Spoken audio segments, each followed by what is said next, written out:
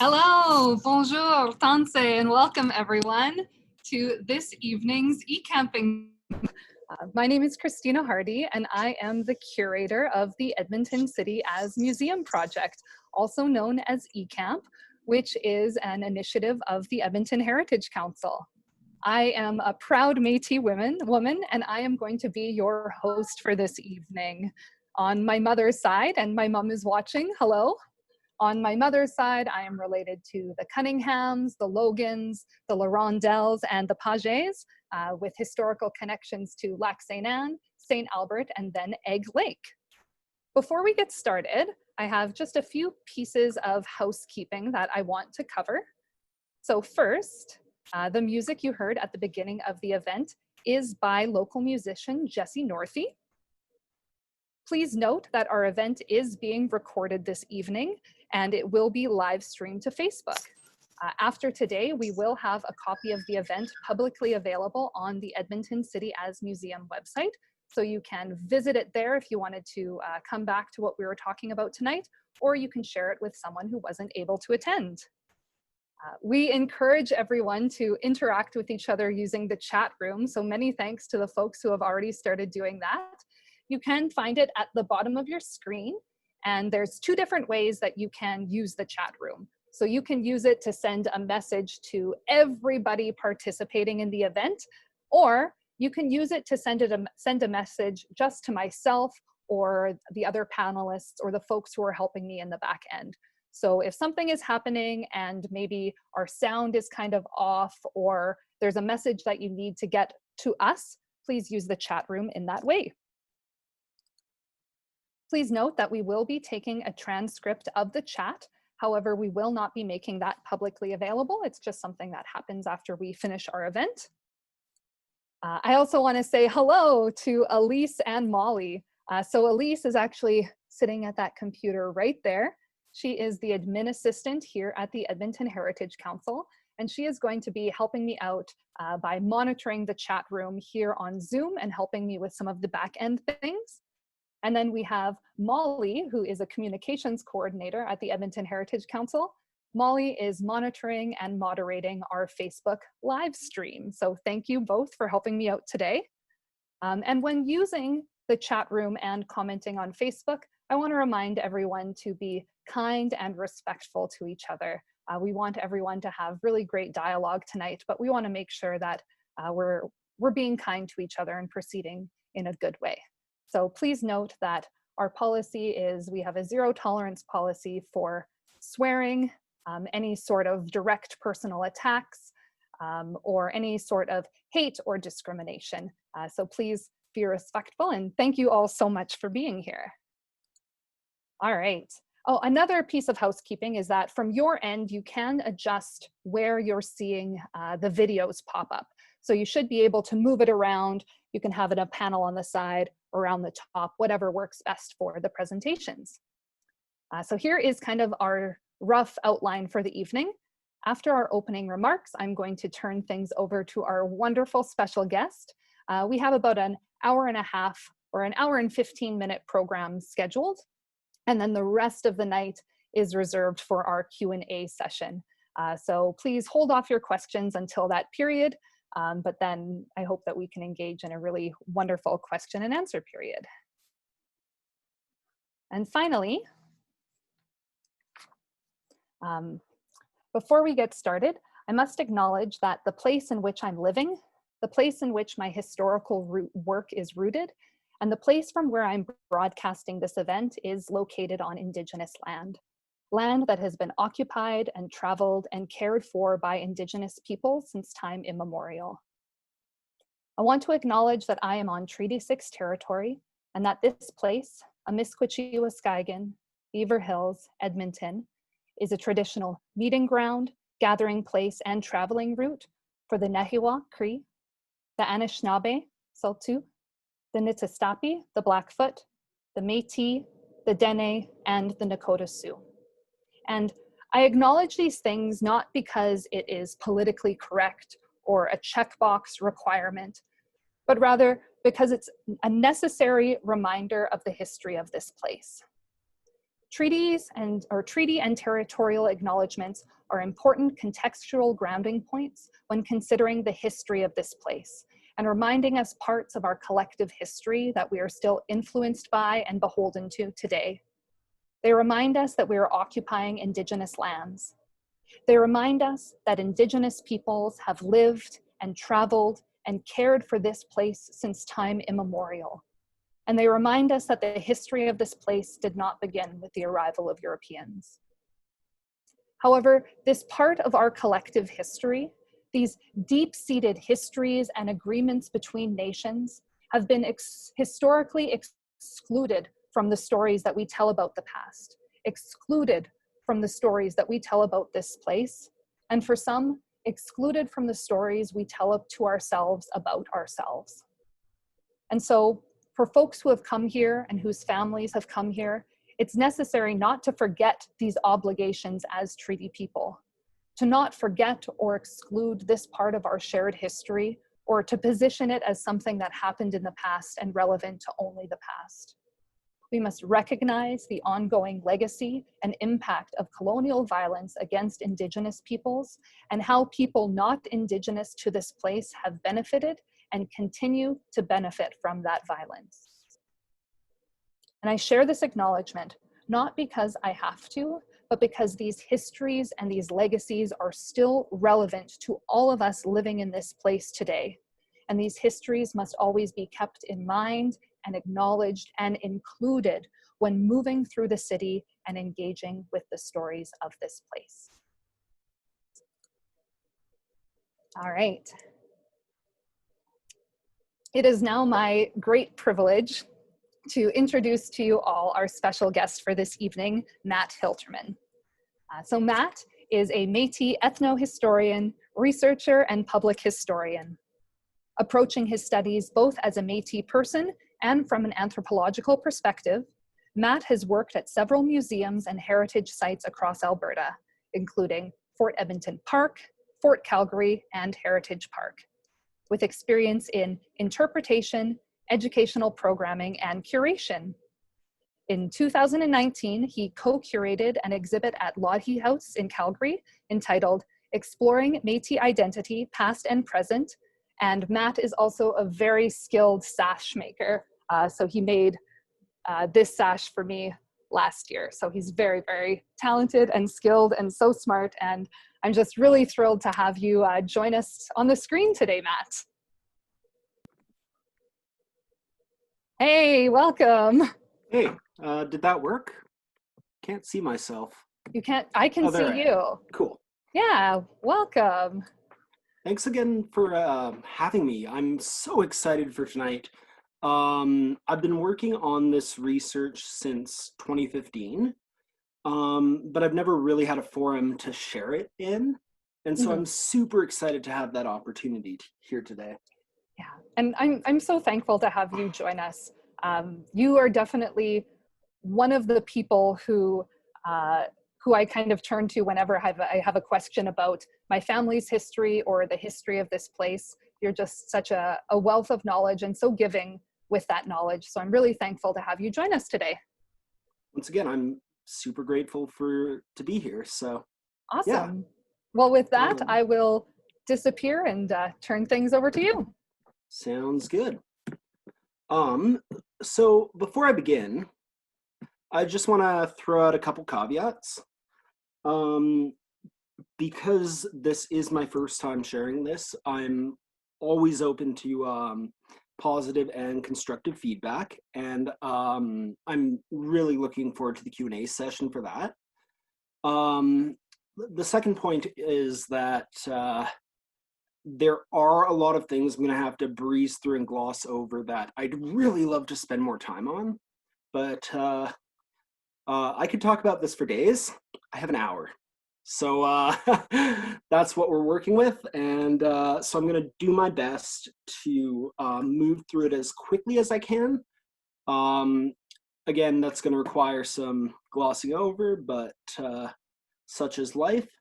And as a corollary to that, I'm going to do my best to keep it under an hour. but I only promise to try. That being the case, shall we begin? Just sharing. There we go. Can you see it now? So,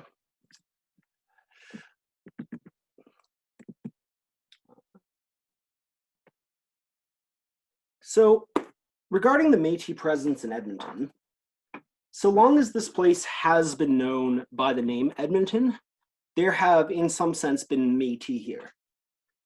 While the birth of the Métis Nation is often traced back to the Battle of Seven Oaks in 1816, it was a bit of a slower burn, particularly from the period from 1780 to the 1830s or 40s. And so although the Métis Nation didn't emerge the same year Edmonton was founded in 1795, there were already Proto-Métis active in this area. And in fact, the fellow who gave the fort its name, Edmonton, one John Peter Pruden, happens to be my great-grandpa's great-grandpa and the founder of a very large and illustrious Métis family. So, like I said, long as this has been called by the name Edmonton, there has been a Métis community here. Throughout most of the 19th century, Métis represented the majority of the population, permanently resident at Fort Edmonton and later Edmonton Settlement. Here I've got a map for some perspective, because we're going to be talking about a few of these communities. This is from Library and Archives Canada, their land grants archive. So throughout the 19th century, while we're mostly going to be talking about Edmonton proper, there were a number of other Métis settlements in the area, including St. Albert, Lac St. Anne, which didn't make it on this map because I didn't want to make it too weird a shape, Duhamel, which is kind of near Camrose, Victoria, just to name a few. So this whole area has a long history of Métis settlement. Now, with at the end of the 19th century, with the arrival of the railway, a lot of Métis moved into either more rural areas or migrated north along the Athabasca Trail. However, in spite of these migrations, many Métis remained in the Edmonton area, and their descendants still live in Edmonton today. So, that being the case. Hey, Matt. Oh, hey. A quick question that popped up that I think is kind of a good one just to address right now. Could you elaborate a little bit on the term proto-Métis? Yeah, so proto is something that is directly antecedent to something else. That is, it is leading up to Métis, but like the nation hasn't fully emerged in what would be a modern recognizable form. So again, the birth of the Métis Nation is often said to have been the Battle of Seven Oaks in 1816. And I would honestly say the merger of the HBC and the Northwest Company in 1821 played just as big a role. Edmonton was founded in 1795. So the Métis Nation hadn't fully emerged in a recognizable form, but it was very much in the process of becoming by the 1790s. So I hope that clears that up. I think it does. Awesome, thanks. Yeah. So, and speaking of clearing some things up, what is Métis? So this is something that most people are fairly confident they know the answer to. And in my experience in public history, they're often incorrect in that assumption. So one thing I want to get out of the way right away, Métis is not mixed. It's not half and half. It's not necessarily French and First Nations, or anyone who's part European, part First Nations. And you can be half French and half Cree without being Métis. What Métis is a distinct post-contact Indigenous people with a distinct ethnic identity, culture, and sense of nationhood. Now, I want to break that down a bit further. So post-contact Indigenous might seem counterintuitive to a lot of people, because oftentimes contact and colonization are conflated. But if you look at most definitions of indigeneity, they describe an Indigenous people as being pre-colonial, not necessarily pre-contact. And that's important because contact is whenever two groups are interacting. Colonization occurs when one group, a foreign group, asserts power or control over the Indigenous population of an area. And oftentimes the time gap between contact and colonization can be quite large. In Western Canada, for example, the Hudson's Bay Company began building forts along Hudson's Bay's coast in the 1670s. However, Western Canada wasn't really colonized in earnest until the 1870s. Now, the Hudson's Bay Company and the Northwest Company and numerous other fur traders were active during that period. But what constitutes colonization is effective political power and control. And that's something the Hudson's Bay Company was never able to enforce. Starting in the 1750s, you see French-Canadian peddlers moving into the territory the HBC claimed. From the 1780s onwards, you see the Northwest Company competing with the HBC in the territory the HBC claimed. Throughout the 19th century, the HBC tried very hard to clamp down on independent Métis traders who were illegally, at least according to the HBC, trading furs in the territory they claimed. And in the 1860s and 70s, well, I guess 1860s, because they sold their claim in 1869, the HBC had to contend with American whiskey traders making inroads into their land claim. So at no point did the HBC actually have effective control over the territory they claimed. A great example of this from Métis history is actually the Guillemets-Sayre trial of 1849, when several Métis men, including one Guillemets-Sayre, were arrested for, again, and I quote, illegally trading furs in Hudson's Bay territory. Now, they were charged, and in spite of a very good defense on the part of James Sinclair, they were found guilty. However, the charges were dropped pretty promptly when the company judges noticed that there were 300 armed Métis outside the courthouse. The company, having no military or police force to enforce their conviction, ultimately dropped the charges. So in a very real sense, it was government by consent. If the people in the territory agreed with what the company was doing, they would follow a policy, and if they didn't, they wouldn't. There wasn't really much else to be said. And as far as most of the First Nations in the territory the Hudson's Bay claimed were concerned, that was their sovereign land. The Hudson's Bay Company, unable to enforce it, it's kind of a, limp noodle, for lack of a better term.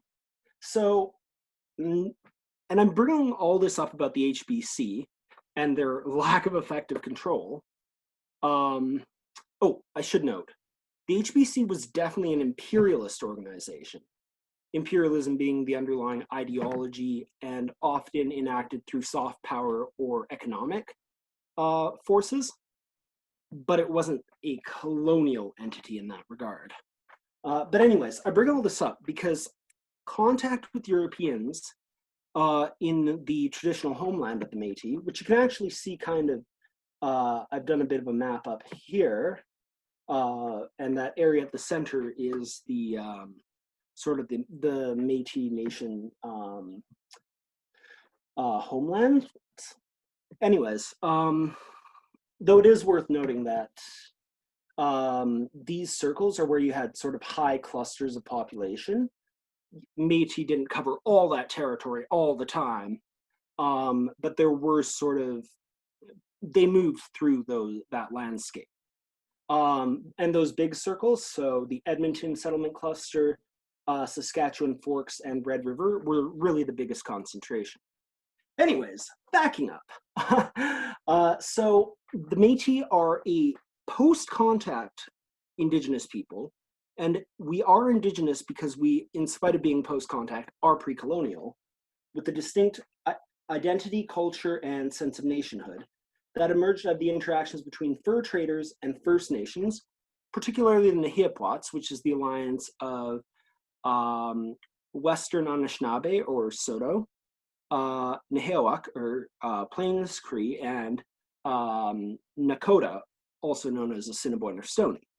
So those three nations had an alliance, and that is, and in a very big way, the Métis were born into that alliance. Sadly, I am going to have to gloss over that, even though it's a fascinating topic in its own right. So yeah, Métis is a distinct people that emerged on the Western Plains and boreal forests out of the fur trade interactions between the Nahua and the HBC and Northwest Company. So let's get into the real meat and taters here. Why is Métis history in Edmonton so easy to overlook? The reasons for this can be divided into two categories. The first set of reasons are material. So, Indigenous architecture, Cree, Métis, Nakota, you name it, on the plains, tends to consist of largely biodegradable materials. So whether we're looking at teepees or we're looking at early log cabins or earth lodges, you're getting a lot of stuff that breaks down easily, and that without careful care and attention will fall apart within a couple generations. Métis houses, for example, were largely built of softwoods. Then you have the broader historical trend in Western Canada, which one of my former colleagues at Heritage Park called it the tear it down and build a bigger one mentality. So we tend to pave over a lot of our history here. One illustrative example, I don't want to call it a good example because it makes me really mad, but it does sort of illustrate the point, is in Calgary, where I'm living now, there is a golf course on top of a historical buffalo jump near a Split Rock and Blackfoot campsite, which are all very significant spaces, but rather than commemorating them, there's a golf course there now. So, and another good example for Edmonton would be the, I think it's the Epcor plant down on the Rossdale Flats, which was built over a cemetery where I actually happen to have some direct ancestors buried. So yeah, kind of a trend here. Final one is that historic buildings built by Métis are often co-op or misread as Euro-Canadian or co-opted by Euro-Canadians as part of the frontier myth. I'll get to the frontier myth in a sec, but in terms of co-optation, a lot of Métis households at the historic sites I've worked have been described as being typical of a settler's household. And we'll unpack that term more in a bit, but the interpretation of that is generally, once again, Euro-Canadian. So moving on. We also have to look at the narrative considerations. So we have, first of all, the frontier myth, which is the dominant historical epistemology in Canada. Now, it's really interesting because, and I want to take a moment to talk about this. Great book, the 1999 text by Elizabeth Burness called The Burden of History. Really one of the most eye-opening and influential texts for me. Shows how the frontier myth, although it's often viewed as somewhat passé, continues to inform not just our historical discourse, but our contemporary political discourse as it relates to Indigenous dominant relations, and even as it relates to the way that more recent immigrants, particularly people of color, are allowed or not allowed to be part of that dominant pioneer figure, which we'll get to in a sec, based on what is convenient for the dominant society writ large.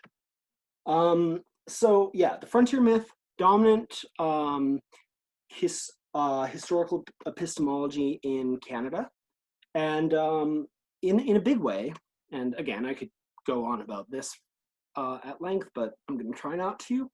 The frontier serves as North America's Orient, and not just North America. You also see this in places like Australia and South Africa and New Zealand, but in settler colonial societies more broadly, the frontier serves as sort of the equivalent of the Orient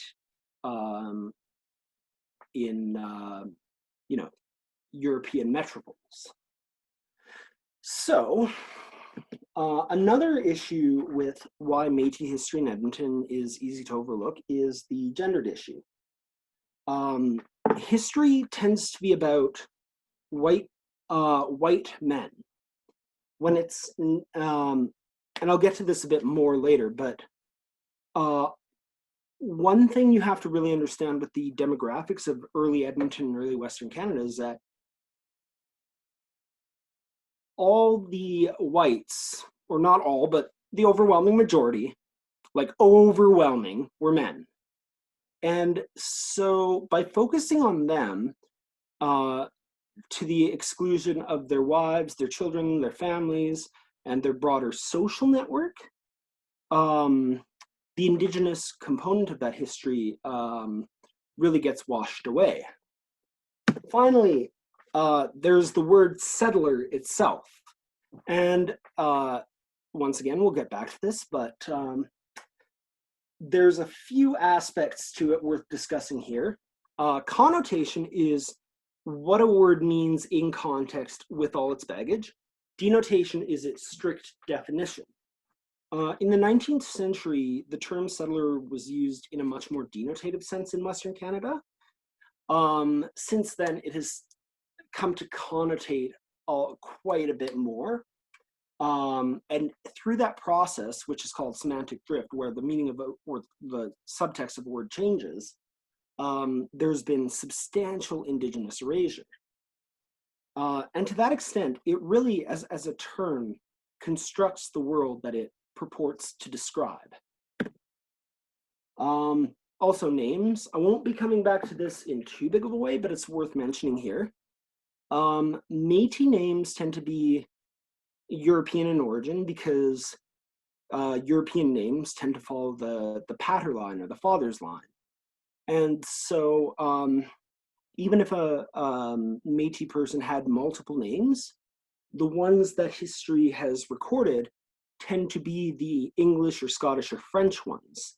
As such, it's really easy to see a very European sounding name and assume, oh, hey, that's a white guy, unless otherwise specified. The problem is that oftentimes that ends up being, I won't say it's always wrong, but it's wrong often enough that it's an issue. So having said all that, let's get to it. So the frontier myth, what is it? It's a narrative structure that tends to follow this outline. So the story begins with the settlers' journey into the wilderness and their cultural, moral, and material regression to more primitive conditions encountered there. The frontier experience involves a series of encounters with morally opposed, and I will add in little square parentheses, mutually exclusive, forces. Most important of these being the distinction between civilization and wilderness, humans and nature, and between whites and Indians, although there are many metaphorical variations. These tensions between these opposed and mutually exclusive forces are ultimately resolved through the settlers' separation from the conditions of the frontier, typically by their establishment of homesteads and settlements, and by extension, I don't know why it says location, that's a typo, their conquest of the wilderness and, by extension, Aboriginal peoples. So that's the overall frame. Now, what's interesting is that this narrative structure doesn't always valorize the pioneer or the colonist. Oftentimes, the value judgments are reversed to be sympathetic towards the Indigenous population, but the narrative structure remains intact. And that's something we need to be critical of when trying to tell Indigenous narratives is, to what extent are we relying on that narrative structure? So, the frontier myth, basically it has these columns of the frontier, which encompasses wilderness, nature, Indian, historical, nomadic. Now, I want to point out real quick here, Indian is quite intentionally in quotes, but I've left the word as it is, because this, within the frontier myth, the Indian encountered does not correspond to or reflect real Indigenous peoples, whether First Nations or Métis. It's rather a construct by which Canadian society at large defines itself in opposition to. So we're not looking at, like, the Indian of the frontier myth is not real Indigenous peoples, but rather what Daniel Francis calls the imaginary Indian. So once again, this foil that dominant society has constructed to define itself against. So within the frontier myth, all of these categories here are identified with one another, and all of these categories here are identified with one another as well. And it's worth knowing that human falls under the pioneer category, but not under the frontier. So on some very real and tangible level, the frontier myth is also ultimately dehumanizing to Indigenous peoples. It's messy. So that's the frontier myth and like some of the dichotomies in it. And because these are treated as mutually exclusive, there's not really a lot of space for indigeneity to operate outside of the imaginary Indian trope. Indigenous modernities, any form of hybridity, etc., is cast as illegitimate or inauthentic, if it's acknowledged at all.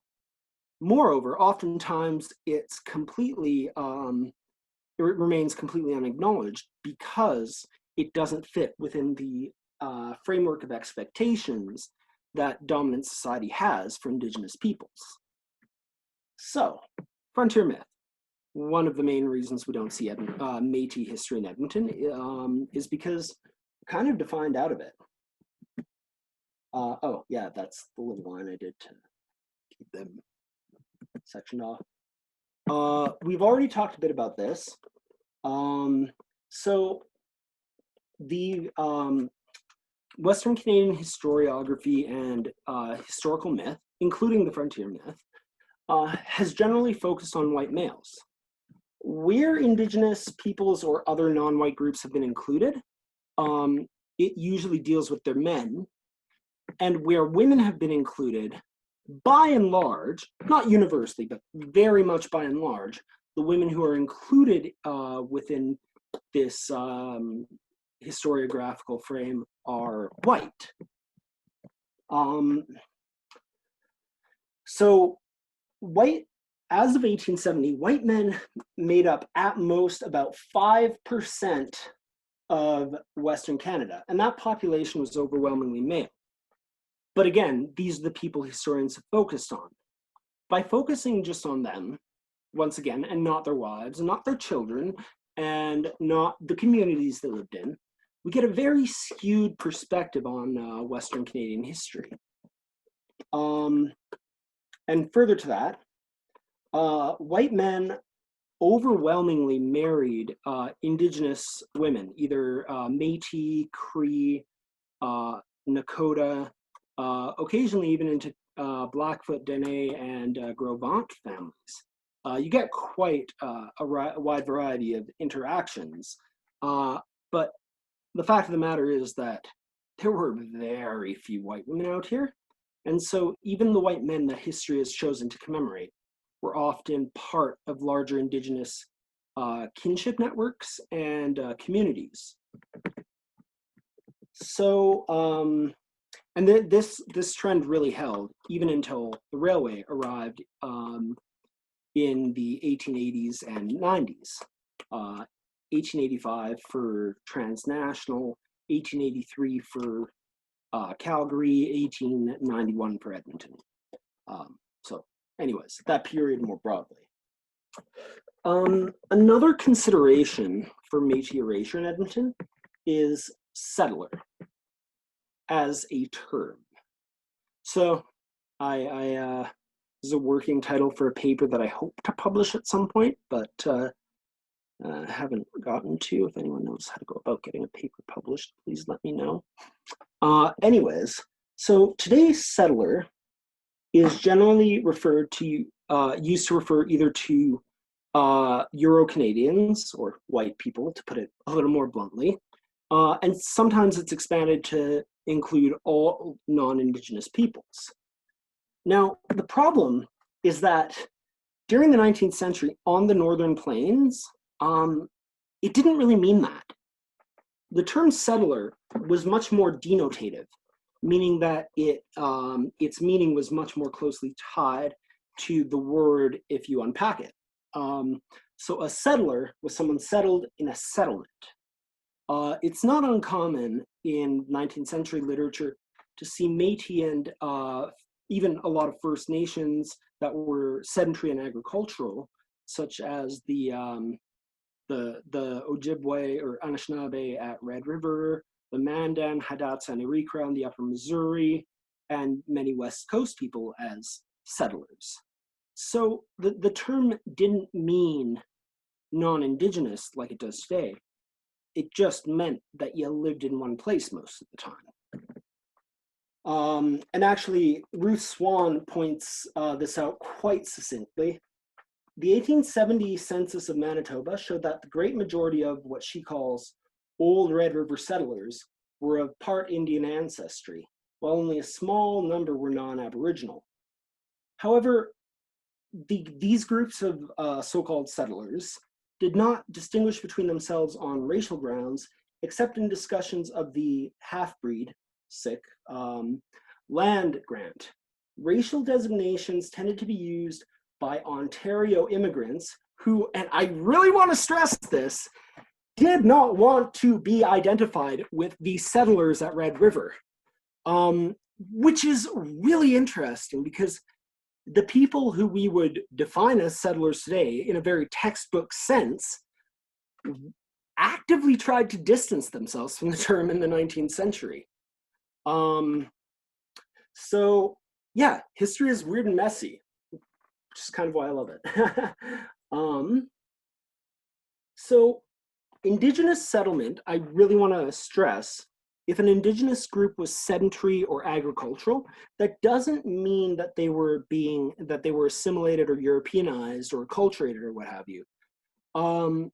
Indigenous peoples have been settling in Red River, for example, since at least the 1400s. I've read an article on CBC a while back dating the Lockport, Manitoba site actually as early as the 1200s for agriculture, but I couldn't find it when I was putting this PowerPoint together, so I went with the safe date.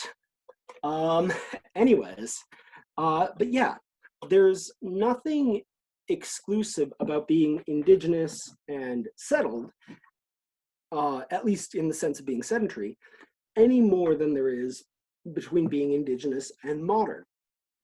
Indigenous peoples are diverse and complex, and so Indigenous settlement really shouldn't be taken as a marker of assimilation. However, when Western Canadian history was canonized in the 19th and 20th centuries, the meaning of settler began to drift from someone who was settled in a settlement to someone who came here to colonize. Now, this right here is why I personally try to avoid the word settler in my writing. Because the term's acquired so much baggage that, quite frankly, I can't use it to refer to someone who's settled in a settlement. However, for outsiders who came here to colonize, I'm partial to the terms colonist or colonial, because if a settler is one who settles a settlement or is settled in a settlement, a colonist is one who colonizes a colony. And I think that's a much more accurate and honest way to talk about the historical dynamics of Western Canada. So the modern usage of settler remains problematic because it erases the history of Indigenous settlement. Again, both First Nations and Métis lived various lifestyles, some settled, some not. And to sort of imply that only non-Indigenous people can be settled is to imply that Indigenous peoples are inherently unsettled. And this is problematic not only because it erases Indigenous history, but because it's Indigenous settlement rather, but also because it implies that peoples who aren't settled are somehow at a lesser, have a less legitimate way of life than peoples who are settled. And both of those implications are messy, to say the least. Third point is that talking about the settlement of Western Canada really erases its colonial dimension. The European or Euro-Canadian settlement of Western Canada wasn't passive, peaceful settlement. It was colonization, plain and simple. And so to that end, by referring to its perpetrators as settlers, not only are you erasing the priority of Indigenous settlement, but you're also erasing the colonial violence that came with Euro-Canadian colonization after 1870. And finally, and this one happens much more often than you'd think, is that the term settler actually allows dominant discourses to strategically co-opt Indigenous people into their historical narratives while erasing their indigeneity. So a good example of this, and I hope no one's changed it yet, but last time I checked on Wikipedia, if you look up Moosonee, Ontario, it will tell you that the first settler of Moosonee, Ontario was Annie Hardie and her 3 daughters. Now, for many in the audience, I'm sure that Hardie is a name that makes your ears perk up, but for those who don't know, Hardie is a name common among both Cree and Métis along fur trade routes. Famously, actually, Peter Lougheed's grandma was Isabel Hardie, and she was from a very prolific Métis family. However, not all Hardies went through the historical process of becoming Métis, and in fact, Annie, according to multiple census records, 1901, 1911, that I've seen, was Cree, not Métis, Cree. But by framing her as the first settler of Moosonee, the authors erased that identity. Now, in a very strict sense, you could say she was the first settler because she was the first person to establish herself permanently, to settle down in the settlement that would become Moosonee. But the subtext is just, it kind of deletes that in a very tangible way. So these are some of the reasons we don't see Métis history in Edmonton. And this actually plays out in some very real ways. So here I have an article, I don't know the original source. It was sent to me by Edmonton historian Laureate and a very close personal friend, Amber Paquette, about Callahoo's first white settlers, George Noyce and his wife, Clara Norris. Now, for those in the Métis community listening, particularly from the Edmonton area, those names might sound familiar. And that's because both of those individuals are Métis. And in fact, I have found on Library and Archives Canada, both of their scripts. Another example that comes up on TK Morin's blog, and I hope we can provide a link to this later, but there's an article called Canada's Paul Revere about how this brave pioneer, James Mowat, sets out, this is during the 1885 Métis resistance, this brave pioneer, James Mowat, sets out from Edmonton to Calgary to get more Mounties to reinforce Fort Edmonton. And, you know, it's framed in this really nasty, like, oh, you know, this courageous settler goes out in spite of all the Indians and half-breeds on the warpath. Like, it's not my favorite read. What's interesting, though, is that someone commented on it. Actually, a good friend of mine, who I believe is in the audience tonight, critiquing the framing and saying that, you know, glorifying James Mowat's story privileges, quote, settler perspectives over Indigenous ones.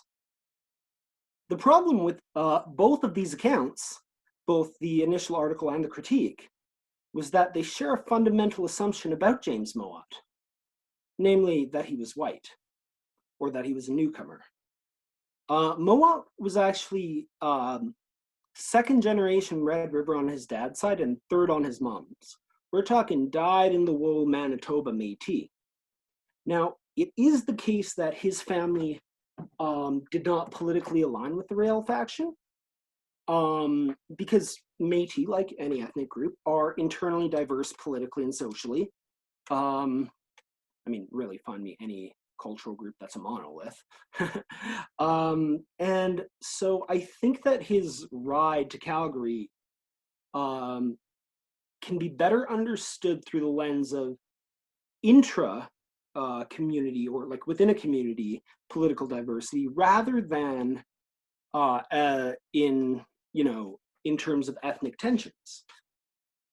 And another good example of this, how even the word settler doesn't need to be deployed to kind of erase or co-opt Indigenous narratives, is at the cairn in the Garneau community. The sign, and this is just off 109th Street and I want to say 84th Ave. There's a little cairn commemorating the Garneau family and their contributions to the Edmonton community. Now, while Lawrence Garneau's Indigenous ancestry is acknowledged, his wife, Eleanor Thomas, is described as a blonde woman from the Scottish settlement of Kildonan in Little Britain, which is in Red River country. Now, all of those facts are technically true. Eleanor Thomas Garneau was blonde. She was from Kildonan, which was a predominantly Scotch settlement. However, and there's a big asterisk here, she is said to have been born in the swampy Cree village there. So if she wasn't, like, she very much wasn't Scottish or British. In fact, she might not have even been Métis. I've read conflicting sources about whether she was Métis or Cree, but the fact remains that all of the facts stated were technically true, but create a very misleading picture. And so those are all some of the reasons that the Métis history of Edmonton can be so easy to miss. Having said that, let's actually get on to the outline.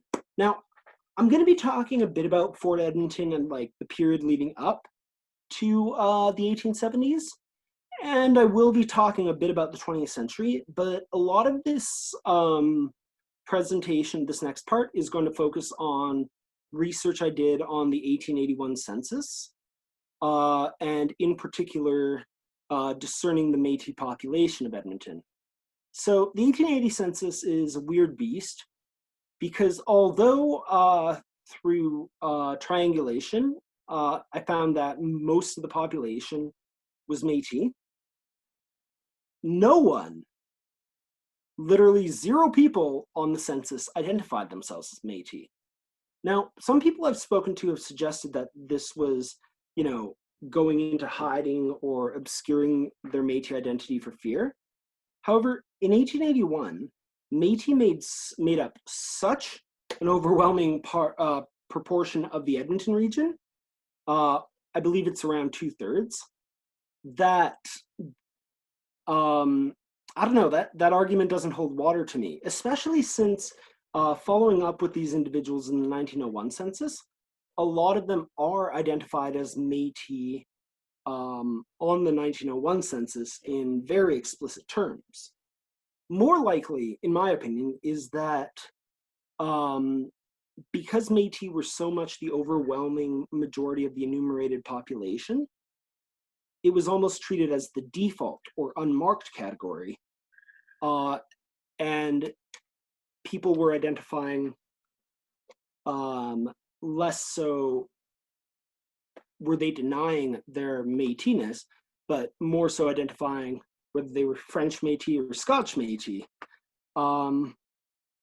I haven't articulated that as well as I'd like, but we'll roll with it. So anyways, yeah, so we're going to be focusing mostly on the 1870s and 80s, but again, this history doesn't begin or end with that period. So Fort Edmonton, fur trade demographics. Even when the fur trade was at its whitest in 1800, when Scotsmen made up over 80% of the company's staff, there is no circumstance under which the fort would have been predominantly European. As I've mentioned, there were actually, as of 1800, zero fully European women in the West. And typically a fort breaks down, the numbers are about 1/3 men, 1/6 women, half children. So if that breakdown holds in 1800, even if the company staff was 80% white, the fort population would have still been at least 70% Indigenous between women and children. And as the 19th century wore on, that proportion, even among men, grew. By 1840, you're looking at about 50% Indigenous workforce for the fur companies, and by 1870, it's 3/4. So throughout the 19th century, even the male population becomes more Indigenous, and the female population is always overwhelmingly Indigenous, as are, of course, the children. I'll come back to this in a bit, but it's interesting to note that a lot of the families we find in the fort actually end up being the people to settle on the river lots outside of the fort in the later years, with most of the English-speaking and Protestant staff settling first at Long Lake and then what is now Edmonton, and a lot of the French-speaking and Catholic staff settling around St. Albert and Lac St. Anne and Duhamel. So there's a very direct connection between people who worked at Fort Edmonton and people who settled in the Edmonton vicinity. Here we actually have a list of the staff at Fort Edmonton circa 1858 from the Fort Edmonton Park 1846 Era Manual. If you have a copy of that manual, there are a few things that have changed slightly. Just kind of updating. Honestly, it's really just Olivier Sanguin de Lateroute. It was transcribed weird in the original one. Anyways, all the names on this list that are in bold are Métis. All of the ones that are underlined, I think, are probably Métis or likely Métis or possibly Métis, but I'm not clear on, with the exception of Mr. Crow here, who I believe is of some Indigenous origin not otherwise specified. Now, these ones with asterisks are interesting because at times the line between Métis and the First Nations with whom they most frequently interacted can get real blurry. And so among the Calahous, Badgers, and Ayuts, and actually probably a few more of these names like Gladu, Kutpat, Beauchamp, Boucher, there are descendants who are today Métis or First Nations, depending on, you know, how their family history played out. But yeah, the ones with the asterisks are those who I'm not clear how they would have seen themselves, but they did ultimately at some point have been recorded as Métis in other sources. So if we're looking at percentages, 60% almost of the fort staff was Métis in 1858, like definitely Métis. 22% I'm not sure of, but probably were. 5 I'm very confident about. I just couldn't find the paperwork, so that's the little bracket bit. 7 were definitely not Métis. But that's only 20% of the company staff in 1850. So even among the men, you're looking at a very much a Métis space, not a European one within the fort. And again, this is just considering the men. As soon as you factor in the women and children, I really strongly believe that there's no point historically where the fort was predominantly white after, say, maybe the first 12 months of its foundation. So, talking about Métis, we need to talk about Red River settlement because it's really where a lot of the epitomizing events that would lead to the development of the Métis Nation and Métis nationalism occurred. Whether we're talking about the Battle of Seven Oaks, the huge influx of people from all over fur country that settled in Red River after 1821, whether we're talking about the Guillemets-Sayre trial or the Red River resistance, Red River looms large in Métis history.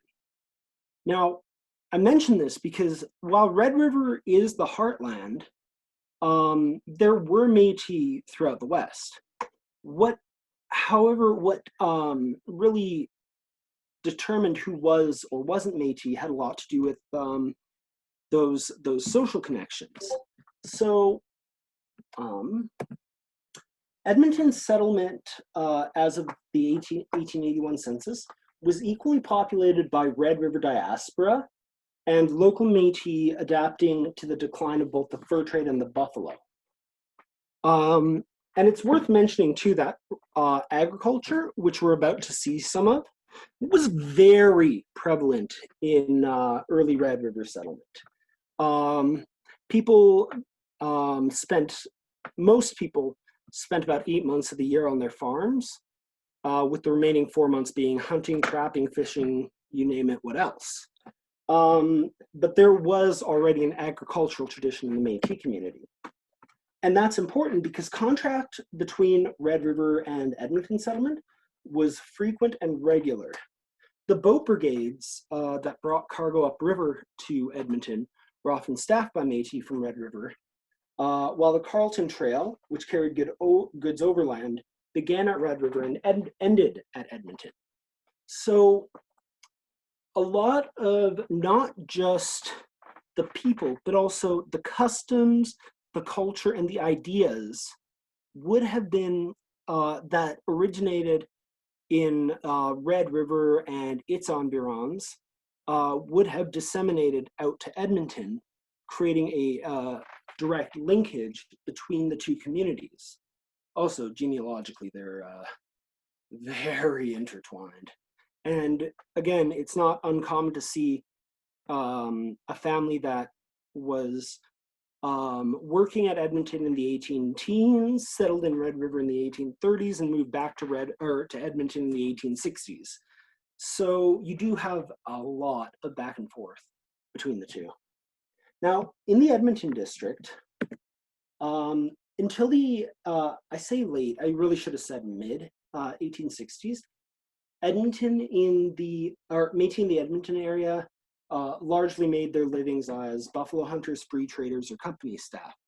Now, there were agricultural settlements, particularly the very early one at Lac St. Anne and the slightly later one around 1860 at what's now St. Albert. But the big transition phase was in the 1860s and 70s. That's when you really see Métis shift, in this area at least, from either hunting or trapping, working for the company, or trading, to farming.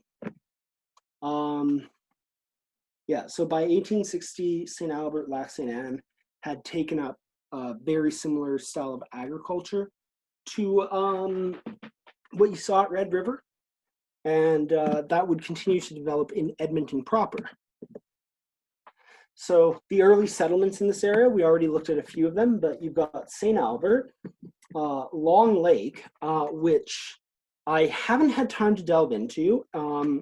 Huge thanks to Dylan Reed for telling me, informing, bringing this to my attention, and for sharing with me what he knows about this. But apparently, before Métis started settling along the North Saskatchewan, there was actually already kind of a fledgling settlement around a lake that no longer exists and is now underneath our industrial area in the northwest.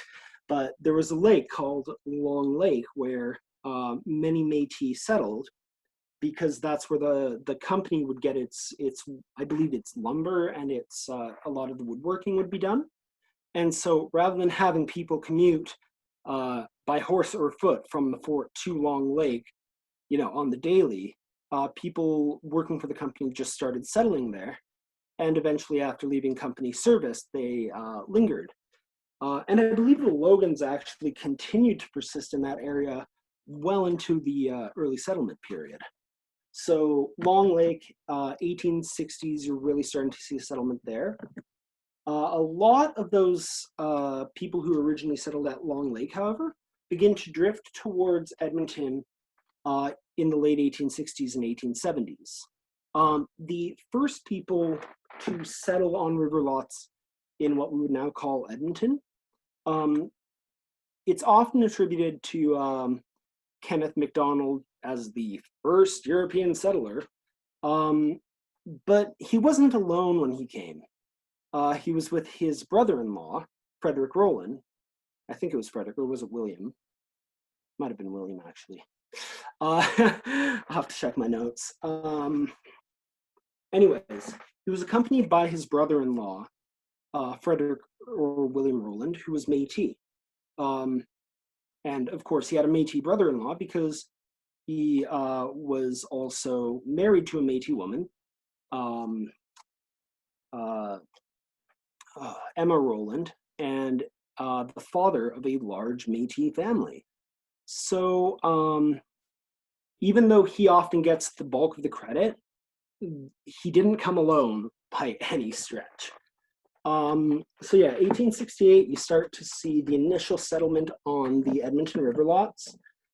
Early 1870s, you see people like Lawrence Garneau and William Byrd settling on the south side in what would eventually become Strathcona. Strathcona and Edmonton have a weird relationship where they were a single settlement until Edmonton became a town, and then the railway arrived, and then Strathcona became its own thing, and then they merged, except, yeah, so it says Strathcona Métis, but strictly speaking, it was part of the broader Edmonton settlement. Now, I also have here Bonnie Doona and Papas Chase, because there was one section of Edmonton settlement that we'll get to in a second that was particularly heavily settled by people with kin ties to the Papas Chase First Nation just south of the original settlement. And this area is now largely Mill Woods, and its kind of surrounding area. I think it's 51st to Ellerslie and 34th to 122nd. That general region, at any rate. So yeah, these are some of the early settlements you see. Now here I have a list of Métis names in Edmonton that I found in the 1881 census. So on this side, you have names of Métis passed down to other Métis. Like these are dyed-in-the-wool names that you'll find in the script archives at Red River, etc., under pretty much every rock. The names on this side, on the, I guess the left of the screen, were names that I found of European men, mostly Scottish, a few French, married to Métis women, and therefore part of Métis families and communities. So even though these names are very common among Métis today, if you were to go through the census, you wouldn't find them attributed to Métis as frequently historically. Interestingly, you'll notice actually there's a couple names that are on both lists, like Anderson and McDonald. And that's just because these names are so egregiously common that, well, suffice to say, when I encounter names like those in the historic record, I always check, but I'm never going to assume one way or the other, because there are so many both Métis and non-Métis with those names that assuming in either direction would probably be a mistake. So yeah, these are some of the names that when you're reading through the history of early Edmonton, you should keep an eye out if you're trying to read closer to pick up those Métis narratives. So this is really cool. This is actually one of my first experiences with this. Once again, thank you, Dylan Reed. The 1878 survey of Edmonton. Unfortunately, the names on the map aren't coming through as clear as I'd hoped.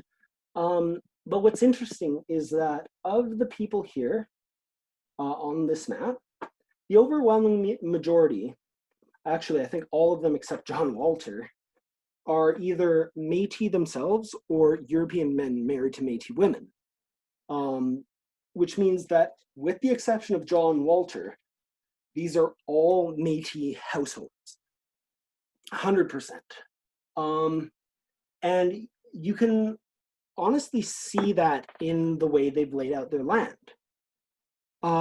One interesting feature of Western Canadian history is that when you see these long, skinny river lots, that's a clue that Métis have been here. Well, they're often associated with the seigneurial system in Quebec, and aesthetically they are roughly the same size. Métis use them quite a bit differently than Quebecois did. In particular, they were usufruct freehold land as opposed to being belonging to a sieur or lord. But in addition to that, whereas the river lot system in Quebec, the seigneurial system, is thought of as very French, the river lot system in the West was used by both French and Scottish Métis for much the same reason. And that had to do with the style of agriculture that was being practiced, which relied on very heavily on the rivers. So yeah, once again, you can see all those long, narrow lots. And if you go to Winnipeg, you'll see the same thing. You go to Prince Albert, Batoche, Duhamel, even weirdly enough, Morleyville near Banff has the same layout. And these are all sort of pieces of evidence in the landscape of Métis presence here. So this was the earliest survey, and it was done pretty haphazardly. A more meticulous survey was taken in, I believe, 1882 or 1883. And a few of the names have changed. In particular, a lot of the Métis names that appear on the 1878 one are replaced by European families by this point. However, the vast majority still do remain Métis. Up here on the north side, and this is true in both, you've got what Randy Lawrence calls the Roland Fraser Compact, So the Roland and Fraser families were very profoundly intermarried and formed more or less one large extended family that made up the bulk of the families on the north side. On the south side, in this area here, kind of by Bonnie Doon, you had a number of families that were very closely related to the Pappas Chase people, but who took up river lots rather than choosing to live on the reserve. And then over here, you have a combination of white colonists and Métis families. It's honestly seems pretty haphazard off the bat. The only one who's really tied to the rest of the settlement in a way that I'm familiar with are Lawrence Garneau, who is allegedly a good friend of Pappas Chase, and Joe McDonald, whose mother was a sister to the Fraser's mom. So he would have been first cousin to all the Frasers on the north side.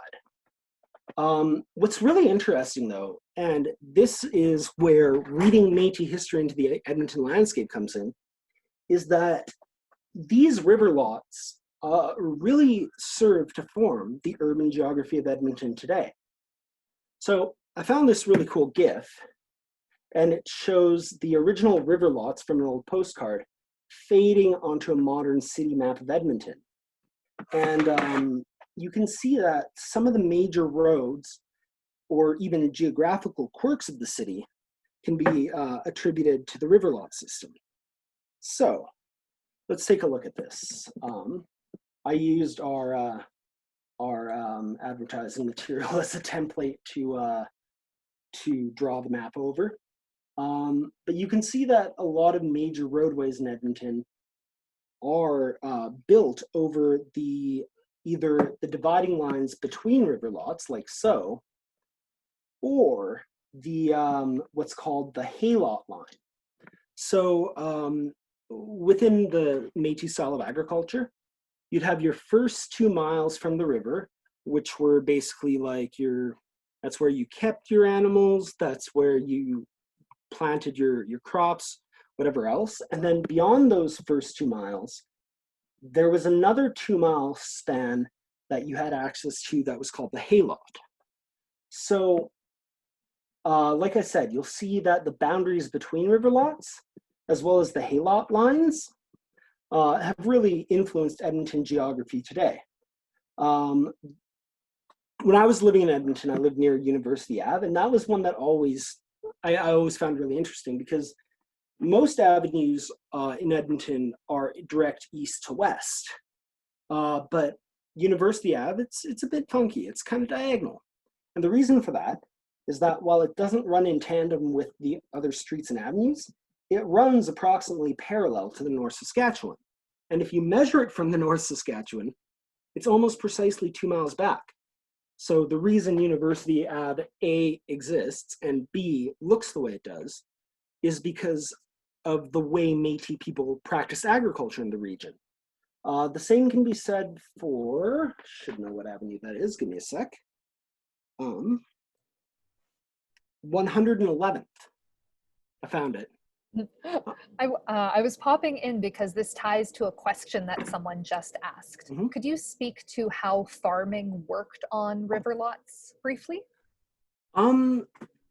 So I'll do my best. To the best of my knowledge, it was really reliant on the floods of the river, because flooding on like the floodplain, the floods would deposit nutrients in the sediment, which would create more fertile ground.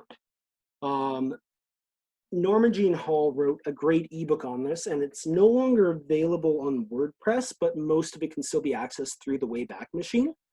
It's called Casualty of Colonialism, Métis Farming in Red River. It goes way more into depth than I can.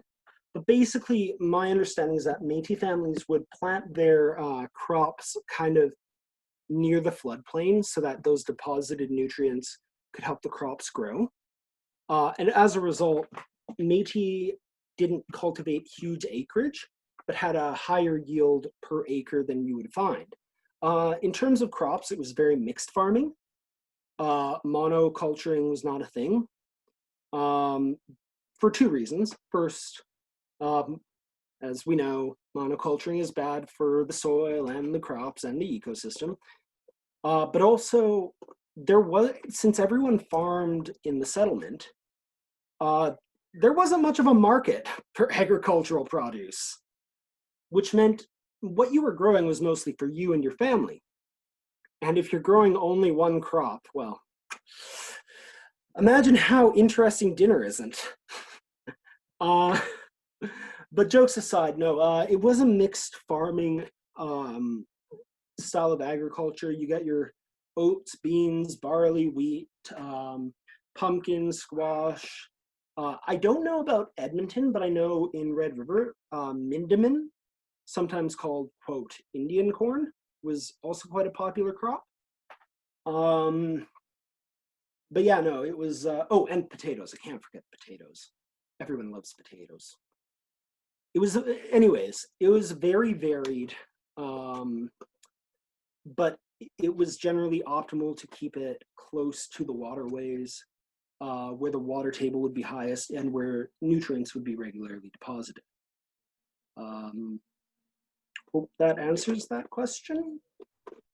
It does, and more so. Thank you very much. Yeah, definitely though, if you get a chance, check out Norma Hall's ebook, or what's left of it on the way back machine. Super informative and interesting. Personal, highly recommended. So yeah, so like I said, 111th Ave, you can see up there, University Ave.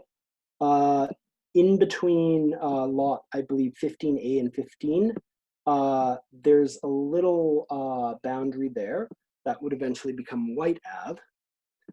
You've got, I think that's 90th Avenue up there, near Mill Creek and whatnot. Is that 90th? Is that 90th? Yeah, it looks like it's heading towards the second traffic circle there. So that would be 90th Ave. Okay, yeah. So, and also, if you've ever wondered why Macaulay is on an angle, it's because the lands that were sold off to form that part of downtown, the river lots, ran in tandem with the river, not the city grid. And so as they were sold off and developed, they were developed according to the properties purchased by the developers. Once again, that's why they're diagonal, because they had to work within the river lots that developers would later buy. So, like I said, in a very real sense, where the roads and avenues and streets of Edmonton are, we can see the influence of that historic Métis land usage. It's also worth noting that there are a few roads and communities in Edmonton that carry the names of Métis families, including Grote Road, Roland Road, and most famously, and excellently in my opinion, the Garneau community. Other areas where it's not maybe necessarily named after a Métis family, but corresponds perfectly to the old property, includes Highlands, which belong to the Gullion family. So Edmonton's physical geography is largely, at least in those inner areas, largely the result of having been a Métis settlement. All right, so after the railway. Gonna breeze through this quickly because I'm already 20 minutes over. Oops. So with throughout the 1880s, and especially after the arrival of the railway in 1891, many Métis in Edmonton began to relocate. I say many and not most for a reason, because while the shift was noticeable, I'm not convinced it was the majority. And looking at later censuses, I actually have good reason to think that people staying in the area was the norm, but the out migration was significant enough that it really does deserve mention. So those leaving the Edmonton area can kind of be divided into two categories. Some moved to more rural towns in the vicinity, whether Tofield, Logan, both had major Métis populations. I know Hinton, Calahoo, and even the Garneaus, for example, ended up moving to St. Paul. So many Métis dispersed to rural communities, but stayed within the North Saskatchewan area, while others migrated north along the Athabasca Trail.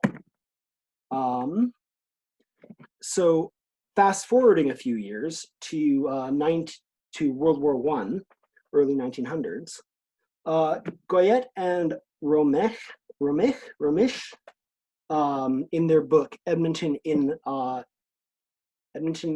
Own Words, describes or lists some of the surnames that could be found on the war memorial from the Great War.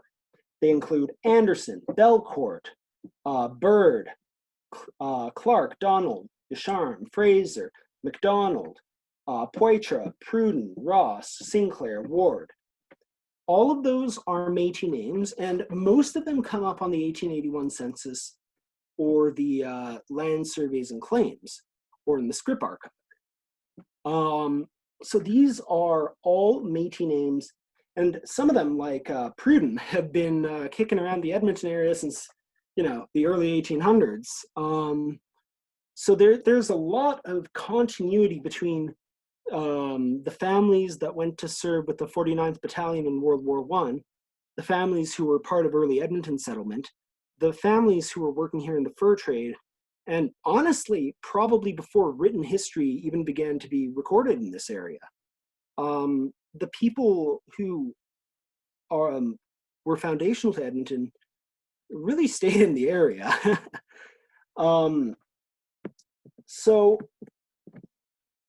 And this continues even after the war and into the Great Depression. So the Métis Nation of Alberta, or the Alberta Métis Association, as it was previously known, was founded in Edmonton in the late 20s by these five fellows. So going from left to right, you got Malcolm Norris, Peter Tompkins, Joe Dion, Felix Calahoo, and Jim Brady. And it's really interesting to note that of those five, even though only Malcolm Norris was born in Edmonton, Calahoo, and Brady all had parents or grandparents active or living at Edmonton in the 19th century. I think Joe Dion might have, but I'm not too sure on his family history, so don't quote me on that. So the Métis Nation being founded in Edmonton was very much a continuation of the families who were here during the fur trade and during the early settlement era. Even to this day, so after World War II, you get increasing urbanization in Western Canada, and a lot of Métis, as with other populations, start to migrate into cities. And Edmonton, being close to so many Métis hubs in central Alberta, as well as being the northernmost city in the province, or major city, really attracted a lot of that Métis population that was migrating to urban centers. And I know in many cases returned, because if you look at those families even those who were coming to Edmonton for the first time in their lives, a lot of them come down from families that had originally settled at Edmonton and then left for rural or northern areas and returned. So there is a strong continuity between the Métis of Edmonton today and the early Métis settlement here. Today, after Winnipeg, formerly Red River Settlement, Edmonton has the largest and indeed one of the most vibrant Métis communities in Western Canada, and honestly, the world. So yeah, there's definitely a demographic legacy from this history that we've discussed. And it remains the center of the leading Métis political organization in Alberta, which is the Métis Nation of Alberta. So yeah, that's my spiel. Thank you everyone so much for listening. Here I have a short list of sources. A lot of these, only a few of them actually deal directly with Edmonton. Most notably the Fort Edmonton materials and Randy Lawrence's section of Tom Monto's book, Old Strathcona Before the Great Depression. A lot of what I've said today and a lot of what I found has been based on archival research through Library and Archives Canada. They house the Census, Scrip, and Dominion Land Claims archives, which is great because I can do it remotely. But it's these sources that have taught me, first of all, how to, like, who the Métis are and what that culture and identity looks like, and then subsequently how colonial narratives like the frontier myth operate to either co-opt or erase that. So it's a good list for just learning how to read for Métis history, I guess. Yeah. After tonight's event, we are sending around a resource list for folks. Would it be all right if we included your bibliography in that resource list, Matt? Absolutely.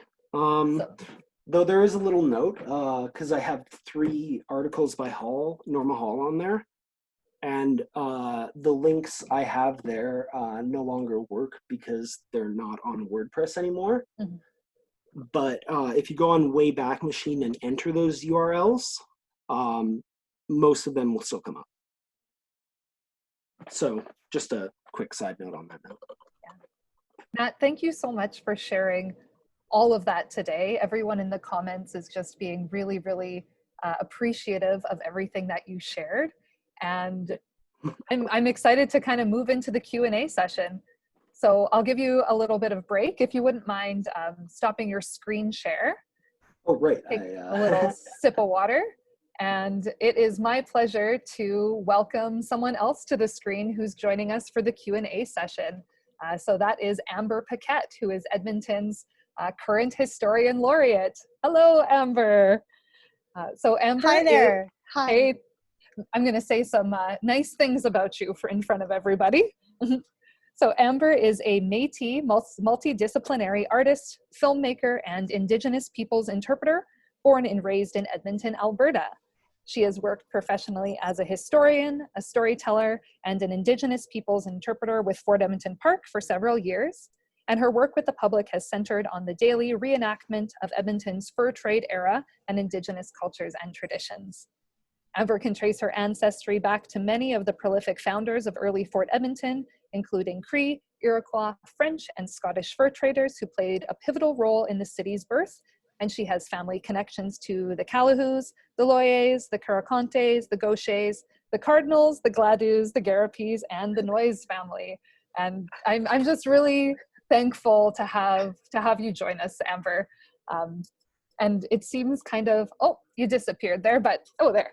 It seems kind of really perfect to have you join us because it was Matt that introduced the two of us and kind of gave the little nudge that we had to start talking to each other about our work. Yes. Hi, Tante. I'm so happy to be here.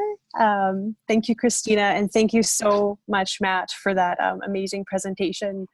Yeah, it was so fascinating to listen to you finally present your research.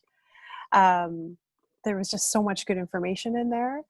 And I know personally I have learned so much from Matthew, and he's inspired a lot of my own research and working at Fort Edmonton Park.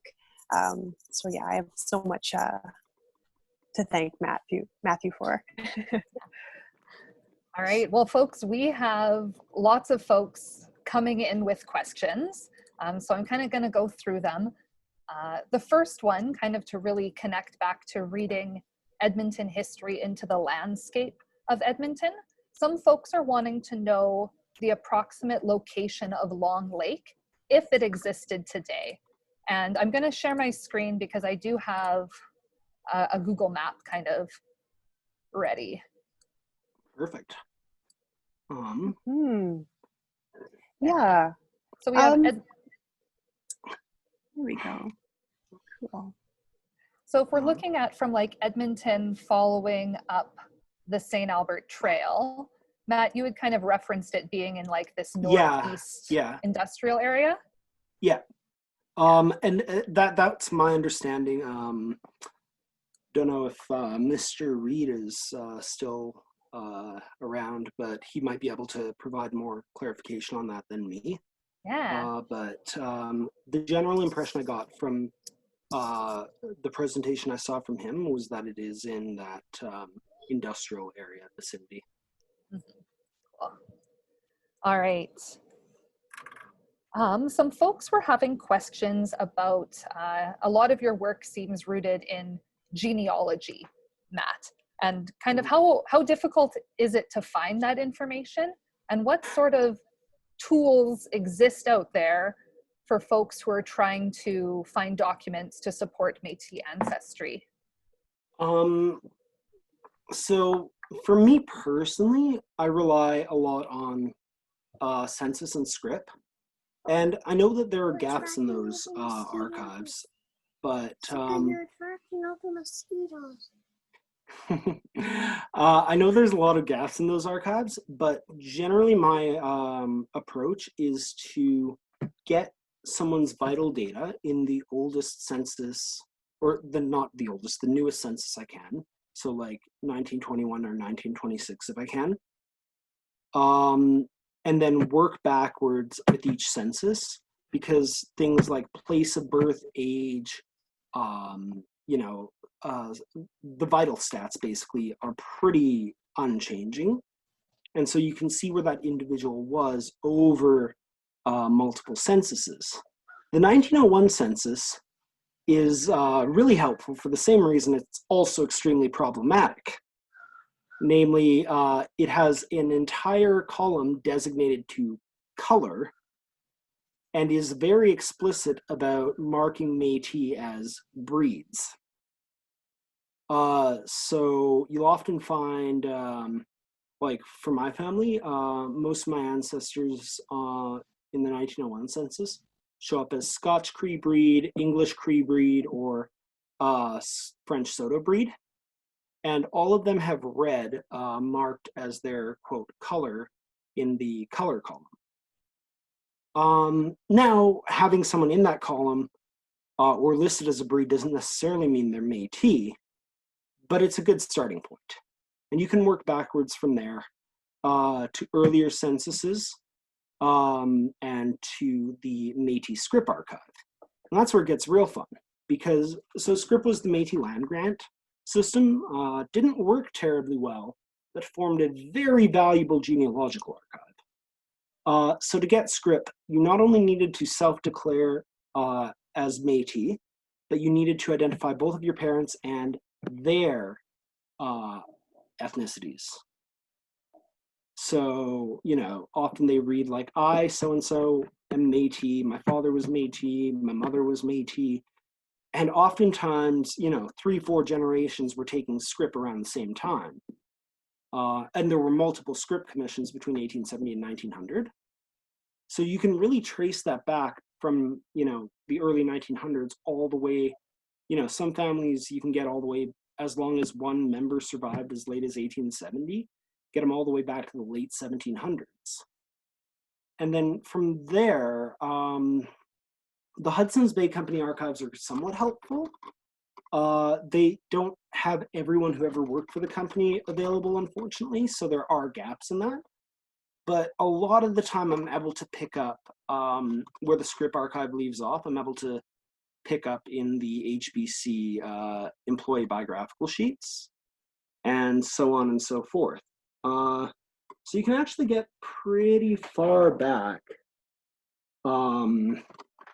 pretty easily just using what's on the Library and Archives Canada website, censuses and script, combined with the Hudson's Bay Company employee records.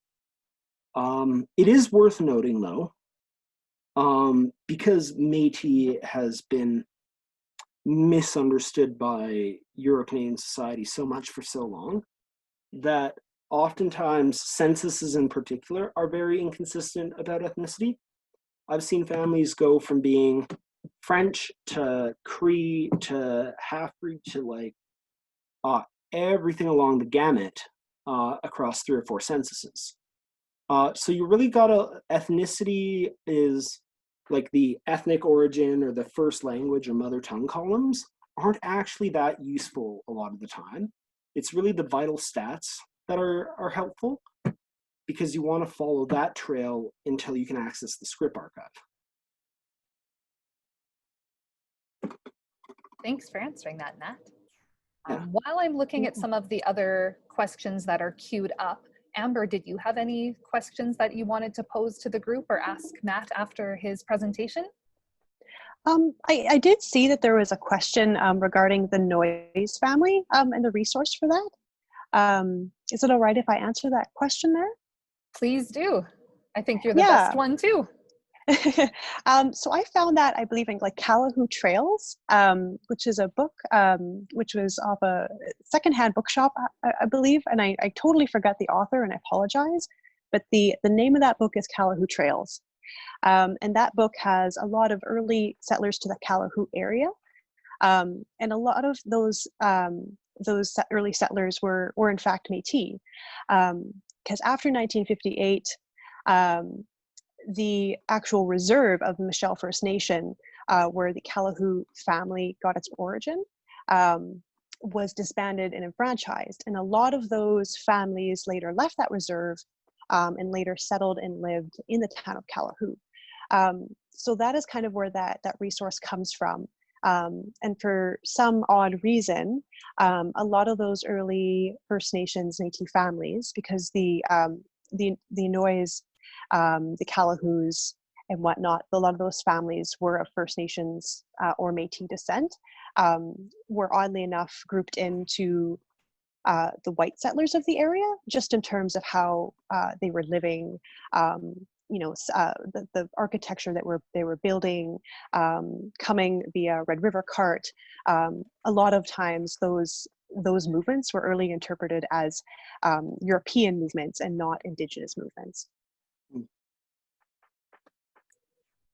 Thanks, Amber. Yeah, go for it, Matt. I had a thought, but I lost it. I apologize. It was building on that, but oh yeah, no. Another thing I want to point out too is like doing the census and script work that I've looked into. I found in general that until the early 20th century, the line between Métis and European is pretty discrete. In the early 20th century, it starts to blur as Métis, for various reasons, might choose to strategically identify as white. But prior to that point, the line between Métis and white is quite discrete, whereas the line between Métis and Cree in the Edmonton area, super blurry. Like, there were moments when I was doing my census research where the conflicting accounts of like a given ethnicity made me want to beat my head against a wall. Papa's Chase Bend is really a good example of this, because a lot of the families were genealogically mixed and would eventually take scrip. And most of their descendants, not all, but many, have integrated into Métis communities. But from what I can gather, in the 1870s and 80s, the Papa's Chase were considered Cree by both Cree and Métis communities in the area. So I think, yeah, it's really important to notice, or to take note of how blurry that line is. I still don't know what the proper way to deal with the Papa's Chase history is, because I've heard conflicting accounts from descendants and seen conflicting evidence in the historical record as to whether they were Métis or Cree. So it's worth noting that sometimes you do get that ambiguity. All right, I have 2 questions that came from different people, but I'm just going to kind of pair them up because they link together. So the first question is, is it possibly problematic to refer to people or to refer to Métis people as nomadic? Mhm. And then connected to that, were there particular patterns in which different Métis families and communities migrated around Alberta? So 2 questions about movement. So to the first one, I'm actually of the opinion, like, I don't like the term nomadic in general because it implies a sort of aimlessness. Even for peoples who moved a lot, I feel like the term migratory is more appropriate because of the way it implies intent. So because people weren't just moving around randomly, just wandering. They knew where they were going, they had a seasonal round, and they were going somewhere with purpose. So I'm not a fan of the term nomadic in general. As well, I think that the generalization that Métis were nomadic is ultimately incorrect. Most Métis by 1870, from what I can gather, were what would be considered semi-sedentary. So they spent more than 6 months out of the year in one place. Now, that's not to say they never moved. Even a lot of the people identified as farmers on the 1881 census, we have ample evidence of them trapping, hunting, fishing, you name it. But they identified themselves as farmers on the 1881 census because the census asked for their primary occupation. And when you spend 6 months out of the year on your farm, you're probably a farmer. But so to answer that question in 2 parts, I don't think that the term nomadic is, like, I'm not a fan of that term. So, you know, you've heard my piece on that. But then the second component, were Métis, is it problematic to say Métis were migratory? It's problematic to say that as if it were universal or even the majority experience. I don't think, like, the evidence I've seen in the primary record just doesn't seem to support that, the idea that Métis were predominantly migratory. That said, having said that, it varies a lot geographically. Northern Métis in the Athabasca Peace Country and the Churchill watershed were very mobile, as were Métis in Palliser's Triangle. So like areas like Buffalo Lake, Wood Mountain, and even up as far as Calgary and the Milk River Country. So I guess the question, if someone were to ask me, were Métis migratory? I would really have to ask where. Like, where are we talking about? Do you want to know the answer for the entire Métis Nation or one region? And if we're talking about one region, what region is that? I am really glad, though, that you asked that question, because I saw it when I was scrolling through, and I'm like, I really want to get to this one. But yeah. Anything you'd like to add to that, Amber?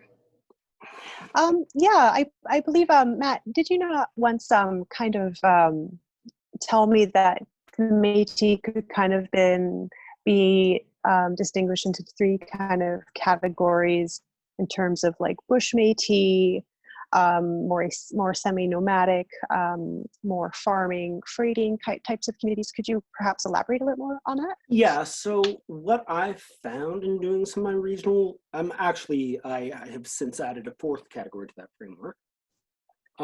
So you've got the Northern Métis, who live very much a bush, trapping, hunting, fishing lifestyle. That's mostly in the Athabasca Peace Country and along the Churchill watershed. The second category, and this is probably the most famous, would be what I'd call sort of the Plains Métis. And these are your big buffalo hunters and freighters. They're really concentrated in the Palliser Triangle. You've got your hivernants, your winter is over. You see them along the South Saskatchewan, along the Qu'Appelle and Assiniboine, and even as far south as the Missouri. the river, not the state. But anyways, yeah, so, and then the third category is what I would call prairie Métis. So these are your river lot farmers. They subsist mostly through agriculture, supplemented by the summer hunt. So it really distinguishes, so the plains Métis would go on 2 or 3 hunts a year. Like, these are your big hunters. They might have a river lot in the settlement, but their lifestyle means that they're not there most of the time. Whereas the prairie Métis, they'll go for the one big summer hunt. They might even tag along for the fall hunt, but they are by and large mostly, you know, on their farms. Now, from what I can gather, by the late 1870s, early 1880s, that prairie component would have been about 70-75% of Métis, especially with the collapse of the buffalo in the late 1870s. Also, quick point, I know a lot of people use the term prairie and plains interchangeably, but in the anthropological literature I was digging through, there is actually a distinction between, quote, prairie and plains peoples. Prairie being sort of the tall grass or long grass prairie that has more moisture and is better suited to agriculture, and plains being short grass prairie that's more arid and better for feed than it is for farming. So yeah, and then the fourth one that I haven't mentioned yet, I'm going to make a quick mention of, but I don't want to get too into because I'm just starting to learn about them, are what I would call the interlake Métis. So those are the Métis you see in that like really muskegee and lake heavy area of central Manitoba. So like Lake Winnipeg, Lake Manitoba, Winnipegosis, that whole area, who really seem to have had fishing at the center of their lifestyle. Now, obviously all 4 groups practiced a bit of each. They're not mutually exclusive by any means. It's more a matter of degree. So like the plains Métis were mostly hunters and freighters. The prairie Métis were mostly farmers. The northern Métis were mostly trappers, and the Lakeland Métis were mostly fishermen. But all 4 groups did a bit of all of the above. They're not mutually exclusive. Mm-hmm. Awesome. Thank you very much for that. I think a really good example of that is Michelle Calahoo running the fisheries out of Lac St. Anne to support all of the dogs and the fish for Fort Edmonton. That was a really large operation. I've heard it's good fishing there. Yeah. And I really think it's interesting too to note that just the interconnectedness of all of these different groups, that although they're living very many different lifestyles in some ways, many of them are, you know, interchangeable among their families, intermarrying with them. Yeah, some of them are there's a real shared sense of identity. Yeah, hugely. And I mean, even to the extent that like people who had never met through common practices, shared language, etc., would identify with one another more closely than they would identify with immediate neighbors with different practices or customs. Yeah, definitely. Very cool. Any questions, Christina, from the comments? There is lots, and so we have about just less than 10 minutes left, but this is one I think is really pertinent. I'm good to hang around longer if people want. All right, so I'm going to read the next question, and I'm going to ask Amber to maybe speak to that first. So Matt, you mentioned that Edmonton and area's architecture and landscape have suffered erasure of the legibility of Métis history. So what are some areas or opportunities that we can think of that would make strong candidates for making it legible?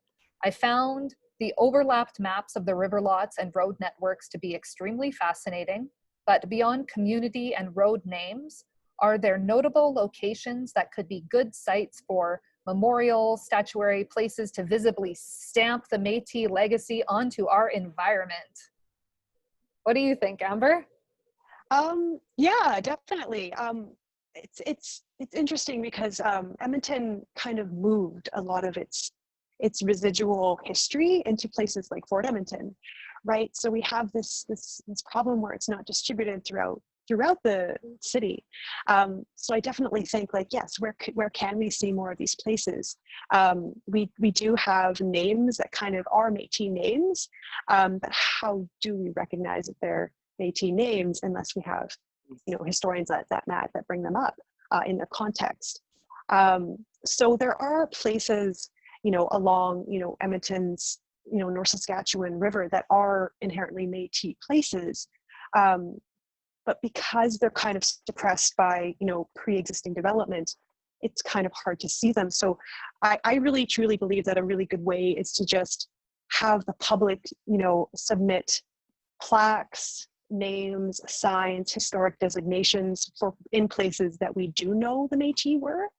And that is places, like where were Fort Edmonton's, former, locations. Let's have plaques for where those locations were. There was 5 of them. So there's, 5 to go around, possibly even a 6th location. As I've heard that there might have been one even in Cloverdale. But again, we just don't know because it is underneath, modern residential neighborhoods. There's, the places like Long Lake, which has been mentioned, where would that be today? It's unfortunately underneath industrial development, but it would be, today in modern St. Albert. So we could have these places that are literally all over Edmonton be recognized, but I do think it's up to individual Edmontonians to make those submissions and to make the call to see those places and those stories told. What do you think, Matt? I mean, I agree completely. I would love to see, a plaque for every early river lot owner in the area. I'd love to see a plaque for Long Lake. Or like a cairn or monument. I would love to see, a marker for where the Battle of Fort Edmonton was. It wasn't really much of a battle. Francois Lucier, or Francis Lucier, basically scared off a couple of Nakota horse thieves while he was guarding the horses. But yeah, no, he, anyways, it's a great story. But there's a story about it on the ECAMP website that I'll include in our post-resource document. But where did it happen? Yeah. Right? Yes. We have a vague idea, but it'd be pretty cool to be able to go there and read about it on site. Yeah. One of the places that comes to my mind, and so this is coming from my time working down at John Walter Museum, and within the records of the museum, they have all of the information needed to recreate the cabin of Matthias Henry Collins, who in the narrative of Edmonton is known as Matthias. Matthias was a Métis man with family links to Lac St. Anne, and he worked at Fort Edmonton as a water bearer and later befriended John Walter when they worked at the fort together. And when John Walter took up his river lot on the south side, kind of the story goes that Matthias came with him. And so we have the physical possibility to build his home and tell his story. But for me, when I was undertaking research to figure out who this person really is, unfortunately, a lot of the things that exist about him in the historical record are really mythologizing about who he was as a person, because Matthias had dwarfism. And so a lot of the things that I come about talking about him specifically at the fort is like his superior strength. He beat a guy in a race from Fort Saskatchewan to Fort Edmonton carrying a 90-pound bag of flour on his back, and he beat him. Or, he fell down the riverbanks and because kids were throwing rocks at him, and he landed in the river and tossed his hat around. And so we have we have these tangible things that we can do to recreate his home. There's lots of pictures of in his home. His home was built to his size. It was his home. Built to scale. Yeah, so many people like remember this person, but the things that exist, at least in the city records, are really mythologizing who he was. And so I think there's a park named after him. I think this is like a Métis person that like the old timers of the old timers cabin wanted to recognize him, but we've kind of lost the story of who he is. That was something that really surprised me when I was looking into 1881 Edmonton, especially in the census and script records. I couldn't find him. I could not, and he's almost a ghost. And I want to be clear, like, a lot of Métis people didn't show up in the census for a variety of reasons. In fact, it was so bad that Frank Oliver, actually complained in the Edmonton Bulletin, make sure you get enumerated. But I found him in one census because I knew to look near John Walter, but he was going by the name Henry Collins, and that kind of broke my heart when I saw it, because I'm working at a museum. We're talking about a man named Matthias, and saying that his name is kind of all of these derivations of different Cree things that are kind of a little bit insulting to him. But then to learn that that's not even what he's calling himself, or the name that he's presenting to the enumerators. One thing you do have to bear in mind with that is that in a polyglot situation, people often adjust their names to whatever context they're in. And so what I found in a lot of records is that someone who is so-and-so in Cree, I'll later find a supporting document that lists them as French. A great example of this, there's a Cree chief in Saskatchewan. I'm forgetting who it was. But I found on one census, he was listed as François Bélanger, as a Frenchman. And I'm like, this guy signed Treaty 6, I'm pretty sure. I forget if it was Mistawasis or if it was one of, anyways. Point being, though, ethnicity was very fluid, and the name that was used in a given ethnic context was sort of to jive with that. So if you're dealing with a white enumerator for census, most of the time you're not going to give them your DIT name or your Cree name. You're going to give them your baptismal record name. So the fact that he's going by Henry on the census, I'm not sure that means he wasn't Matthias in other contexts. I'm not sure that means that he was either. I don't know. But it means that we can't take that as the authority on that being how he called himself universally. That's just how he called himself when speaking to a white census taker. Thanks for that. Also, Henry Collins shows up in Calgary in 1881, of all places. He did have a brother named Henry as well. Didn't he also have a brother named John? I think so. All right. It's at 9:00. So I'm going to ask one last question, but recognizing that it's probably a question that will open up into more conversation.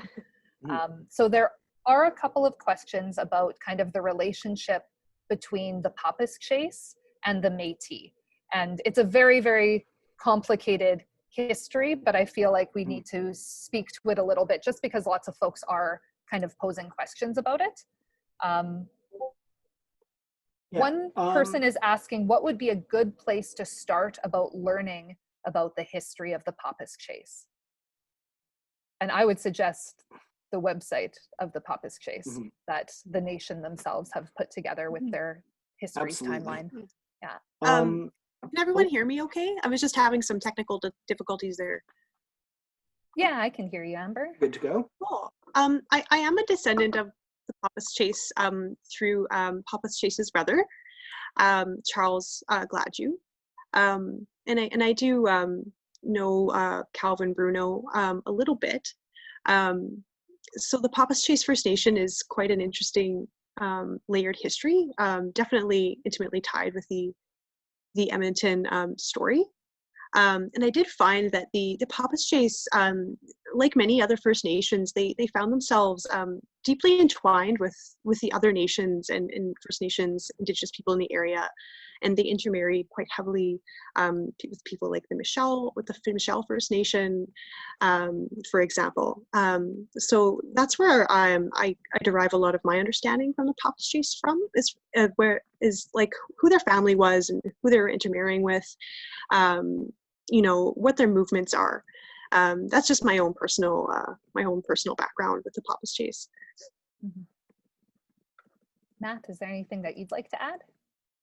Yeah, so Papas Chase has been a headache and a half for me in terms of categorizing, because not only are they largely of mixed ancestry, not entirely, there are Papas Chase who are entirely Cree, but by and large they are of mixed ancestry and very closely related to Métis, but there seems to be a distinction between them and the Métis at Edmonton and St. Albert in terms of how they considered themselves.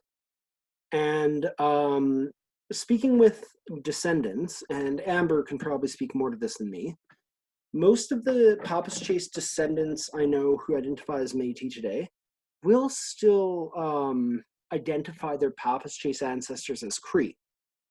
And so I personally lean more towards considering the Papas Chase Cree of largely mixed descent rather than considering them Métis. But I know that that's a contentious subject, and I am by no means the final word on it. Yeah. That connects to another question. Oh, go for it, Amber, if you wanted to add something. Oh yeah, I was just going to say it's definitely a complicated question, just because the Papas Chase, you know, they did move around quite a lot, and they do have quite a polyethnic ancestry. And I just wanted to say that largely speaks to a common trend at the time. It wasn't like the Papas Chase were you know, the only people who were kind of doing this, or you see this in their ancestry. It's really quite common, I think, at this time, and I think that speaks to kind of the Nahua Plats that Matt mentioned earlier.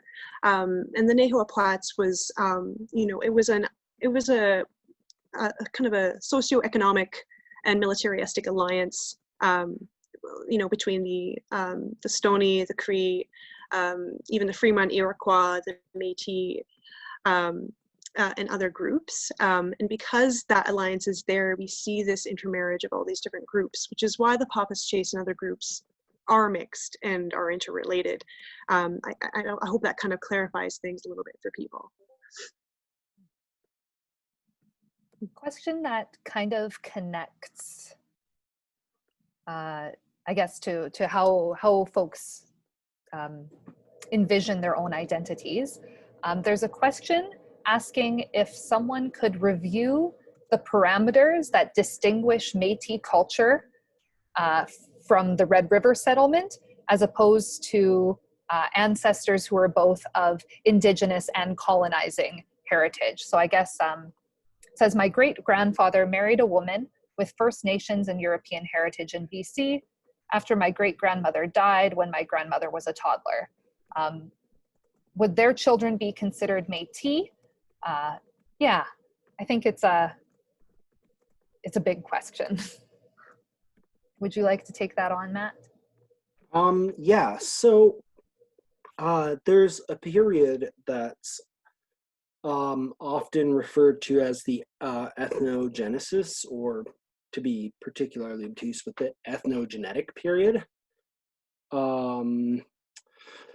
where Métis culture was in the process of becoming and coalescing.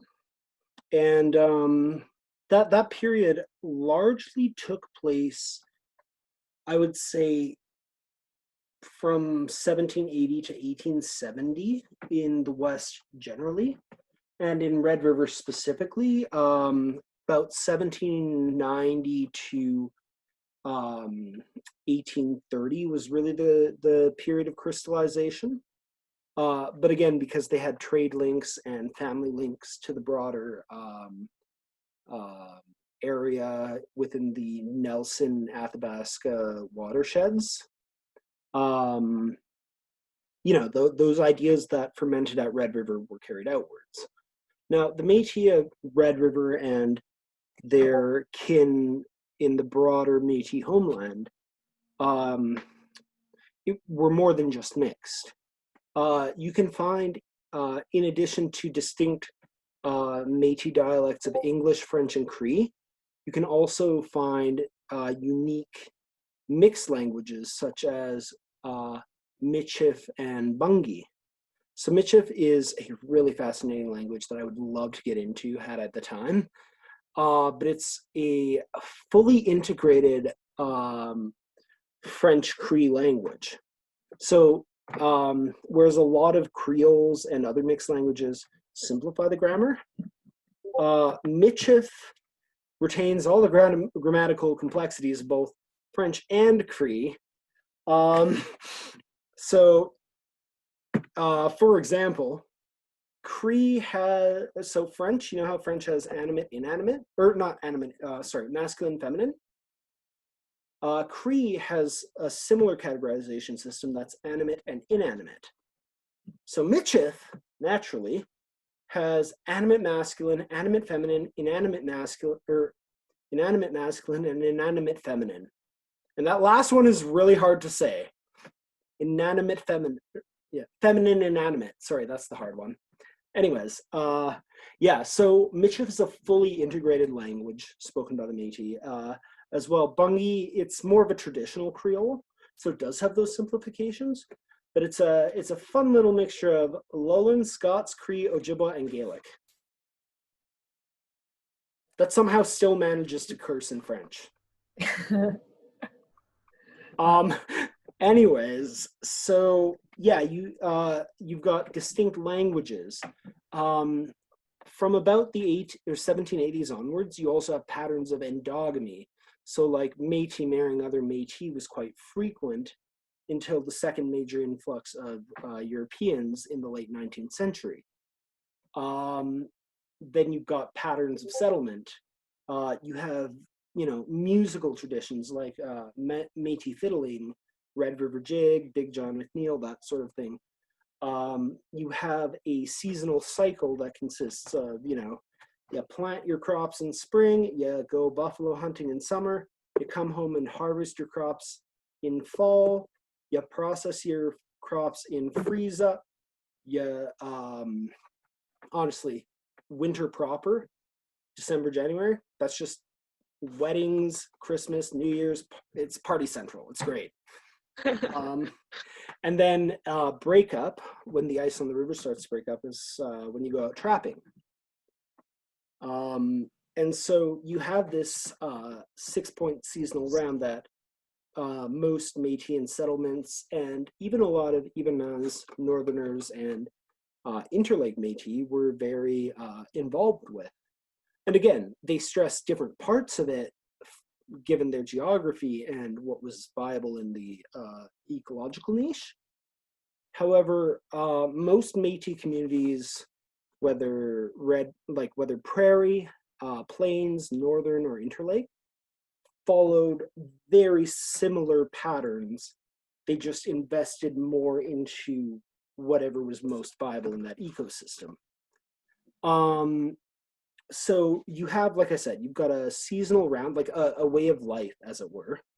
You have languages, you've got music, you've got dancing, really a rich culture that, quite frankly, someone who is half French and half Cree today wouldn't be enculturated around. And so that's kind of what distinguishes Métis from being of mixed ancestry is being part of that cultural community and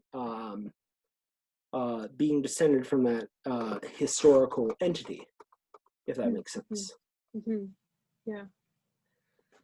I mean, we even had our own sense of fashion, which, by the way, was amazing.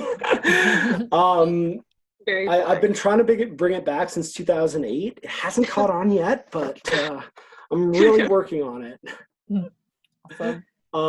So I hope that helps answer that question about like the distinction between being of mixed ancestry or like having a First Nations ancestry versus being Métis in the ethnic, cultural, and national sense. Yeah.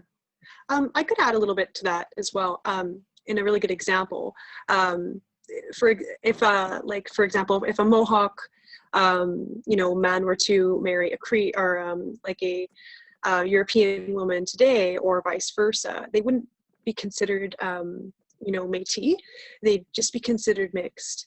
And the reason why is because the Métis identity is really kind of fundamentally rooted in a place and who you're related to. And more along lines of the fur trade, and it's not really based on blood quantum. It's based on a cultural identity. So the Papas Chase is a really good example as well, where you can be a Cree descent or choose to identify as Métis, or you can be of Métis descent and choose to identify as Cree. And the Papas Chase were both of mixed descent, but really you find Métis and Cree among both Papas Chase descendants. It kind of comes down to personal choice, really. And another really good example is like the Iroquois who came out here in Edmonton in the year 1800.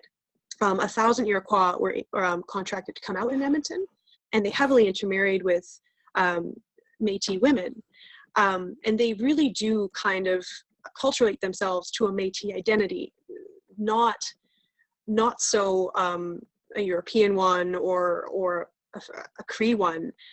It was very much more of a Métis identity. But again, that was in the year 1800, and it's rooted in that place. Whereas if you had that happen today, you don't have that cultural development of over 300 years.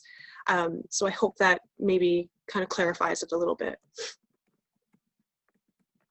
Yeah, thank you both. Now you both can see, you can both see kind of the Q&A questions that have been posed. Is there one that's caught your eye that I haven't asked yet that we kind of want to finish the night on? I've been going through a few of them.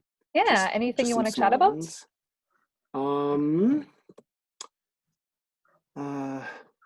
So David Smith, while the distinction between status and Métis is a little outside of the scope for today, though it is something that I would be very interested in exploring in the future, I am positive that Lemuse is Lemouche, like 100% positive, but I couldn't find any corroborating records for either spelling around Edmonton in the 1850s. And so like I am very confident that Mr. Lemuse of the 1858 roster is a Lemouche or ancestral to the Lemouche family.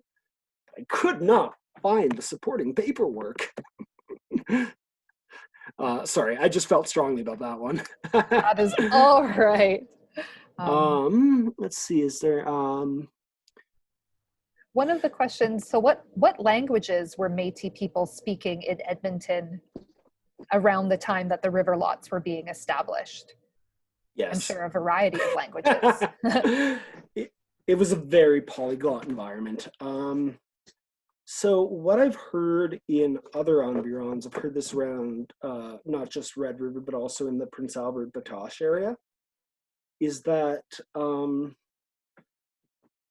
so for Anglo-Métis, Bungi would have been the primary method or means of communication. For Franco-Métis, you would have seen either Michif or Métis French in this area. However, because the lingua franca of trade was Cree, particularly the Y dialect. If an English-speaking Métis and a French-speaking Métis had to communicate with one another, I've often heard it said that they would use Cree as their means of communication. So again, for the Métis of Edmonton proper, Bungi or English would have been the primary language spoken. For the Métis of St. Albert, you'd hear either Michif or the Métis dialect of French. And for intra or inter-community communication, you would have heard Cree. Now, as more and more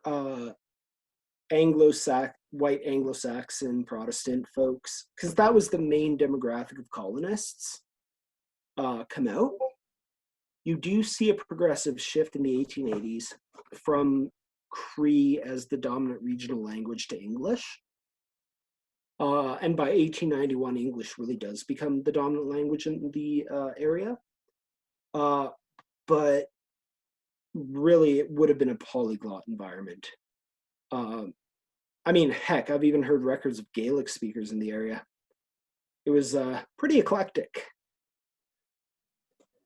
Amber, anything you would like to add about languages being spoken in this area? Oh, yeah, from what I understand, it was just extremely polyethnic, and people were largely bilingual. Like almost everybody was bilingual to some degree.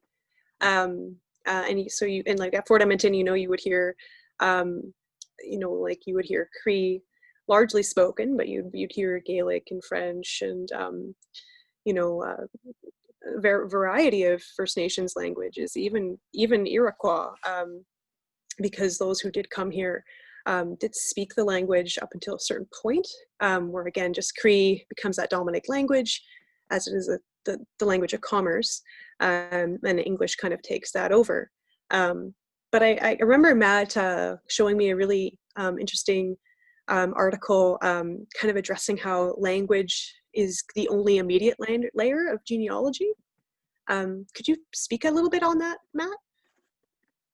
Do you remember that one? Is at Fort Smith, I believe. It was in regards to Cree and how Fort Smith, they found actually a lot of the people who were speaking Cree were Ojibwe. Oh yeah. So what happens in a lot of these areas? Neil McLeod has a really fascinating paper on that. It's not in my bibliography, but he has a really great article on polyethnicity, the Naheapoats, and the simplification of identity in the 20th century. And basically, what you see happen on the plains a lot of the time is that complex genealogies and ethnic, cultural, and linguistic histories get simplified.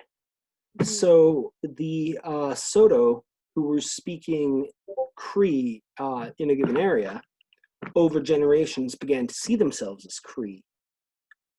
Even though, like, if you were to trace their genealogies, most people in that community came, it was not Fort Smith, it was John or James Smith First Nation. It's one of those two anyways. Yes. In eastern Saskatchewan. But anyways, so they're largely considered, like most of the people living in those communities today considers themselves Cree, but a lot of them, if you trace the genealogy, don't actually have any or have very few Cree ancestors. But as their families moved into this prairie trade environment, they adopted the Cree language, but and over generations, because that was the language they spoke, they became Crees in a very meaningful sense. And there's actually an interesting element, because in Cree, the verb or the word for a Cree person is nihil, right? But the verb to speak Cree is nahewe. And I've always found that really interesting, because my brain registers that not as just to speak Cree, but to Cree. To Cree or not to Cree? That is the question. But when, like, to my mind, the identity is inseparable from the language. And so, you know, as over generations, you and the people around you Cree, you become that identity. And so, yeah, there's some really interesting stuff going on with polyethnicity, multilingualism, and sort of blurred boundaries, especially between communities in the Nahua, which is why, like, if you go to Cree or Soto or Nakota communities, you'll often find names that in the historic record are linked to Métis communities. Likewise, in Métis communities, every so often, you'll come across a name that is decidedly Cree. While each of these groups has its sort of core that is distinct from each other, they tend to blur around the edges. And because of that, you're looking almost at a Venn diagram rather than discrete peoples, if that makes sense. Yeah, I also wanted to tie that in with a question, I don't know if it got answered or not, about the Pichet family. Yeah, so they're a really fascinating family, and I do have some also family connections to them as well. And that's a good example of, again, like, it's kind of a mixed ancestry family, but they culturally identify as being Cree. And Louis Pichet is kind of the patriarch of that family, who kind of, you know, comes from Quebec to the Edmonton area pretty early. I think it's probably before the year 1800. And yeah, so his family, the Pichet family, it kind of actually, in the words of the late Joe Foamhold, kind of become a Cree ruling family on the plains of this area. And that is because Louis Pichet's sons were Alexis Pichet and Jean-Baptiste Pichet. And that was Bobtail and Ermineskin, right? Bobtail and Ermineskin, yes. So all of Pichet's daughters and all of his sons, they became chiefs or married chiefs. And again, they're a mixed ancestry family that they're culturally identifying as Cree, which is where you are probably finding that confusion. Well, and it's interesting because when I was sifting through script records in Edmonton, I did find a lot of Pichets who took script. And Yes. This is actually worth addressing with regards to the Paquette band as well. But the government of Canada framed script in very racialized terms. So if you could demonstrate you were mixed, you were eligible for script. It doesn't necessarily mean you were Métis. That's why triangulating with other documents such as, like, you know, census records, looking at who was settled in a given community, looking at land claim records, looking at those sorts of things can help you sift through that data. Because if you take any of those sources at face value on its own, it can be misleading. And I say that because, like, the Papas Chase and with the Pichet family, you see this too. Many of their members took script, but were culturally, for all intents and purposes, Cree. However, because they had mixed ancestry, they were eligible.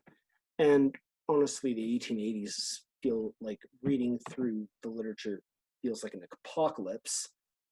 I can see why people in desperate times might opt for an immediate payout as opposed to, you know, a long-term investment. Like, in some cases, it might have been more strategic to take script than stay in treaty, even if the outcomes in the long term are negative. And so many Cree, like people who are culturally Cree of mixed ancestry, did take script to basically get through today. And Clearing the Plains by Daschuk, and again, it's not in my bibliography, but these things keep coming up. It really gives you perspective on that apocalyptic world that would lead someone to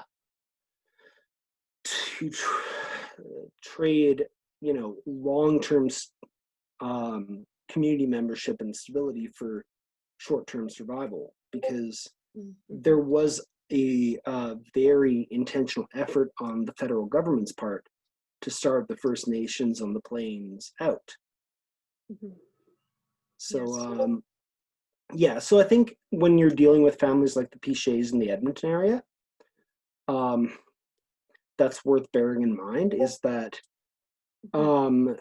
there were pressures to shift from treaty to scrip, and descendants of that family often became Métis, because having lost treaty and no longer being able to live on reserve, you get forced into, like, you go wherever you're welcome, and there was more space in Métis communities than white communities for people in that situation. Well, folks, we are getting close to 9:30, and there's a couple of other questions queued up, but I think I'm good to keep going, but I have to leave the building shortly. Is kind of one of the extra pressures on my end of things. Okay, fair enough. Yeah, but I want to thank you both for joining us tonight. It was a real pleasure to have you come in and join us for the Q&A, Amber. And I'm so looking forward to everything that you're going to do as the historian laureate. So thank you for being here. And Matt, as always, just thank you for your knowledge, your time, your just your heart with everything. I really appreciate. I like what David Smith's saying here. Let's set up another Zoom meeting. Yeah, a follow-up for folks who want to keep on going. Oh man, I am so engaged. Awesome. Well, keep the conversation going on our Facebook page. You can meet up with folks there. Yeah. Do I have to type it though? Oh, it's nice being able to talk. Yeah. It really is. Yeah. This is why I haven't published most of the stuff yet. All right. Well, folks, thank you to Matt. Thank you to Amber. A big thank you to Elise over there and to kitchen Molly. party. Oh yes. I can use my spoons. Did you get them from Tanya? Because Tanya loves her spoons. I'll have to bring them out. Awesome. All right. Huge thank you to Christina. Thank you so much for having us. Absolutely. I am so stoked to have had this opportunity. And it's honestly, some of the questions that I didn't know the answer to are going to push me to investigate this even further. So thank you so much to everyone. Thank you, everybody. Yeah. Well, we'll have to just we'll have to have both of you back, and we'll find out another Métis thing that we can nerd out about. Maybe we can get together and talk about Métis matriarchs in Edmonton. Yes. There's a few. Yeah. Overdue. At the risk, I promise I won't go any further on this. Let's not forget that the list of white men married to Métis women was almost as long as the list of Métis names in Edmonton. So, yeah, that is a topic worth discussing. Awesome. All right. Yes, well, it is. Thank you to our guests. Thank you to the folks on the back end. And thank you to everyone who registered and participated in the comments and shared resources with each other. I am going to go through the chat transcript and pull all of the links that people have shared and include them in that post-event resource list so we can all continue to learn from each other. There's lots of ways. Someone had a question about Richard Secord and scrip, which is that's a conversation. That's a conversation. But there is an ECAMP article about Richard Secord and his script speculation and land swindling. So folks can do some follow-up learning there. But yeah, we have to get together again and talk about this stuff, because clearly we and the community like want to have these conversations. Mhm. Oh, I Awesome. also want to like say hello to like Jan Olson and her like amazing book that she wrote about river lots 13, 15, and 17. I believe it's called Skona Lives.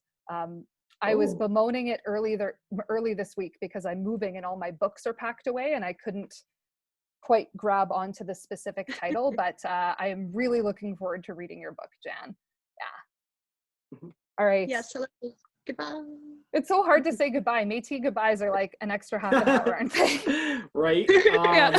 No. Okay, no, I shouldn't share that story because we're supposed to be saying goodbye. But there's a story there. Yeah.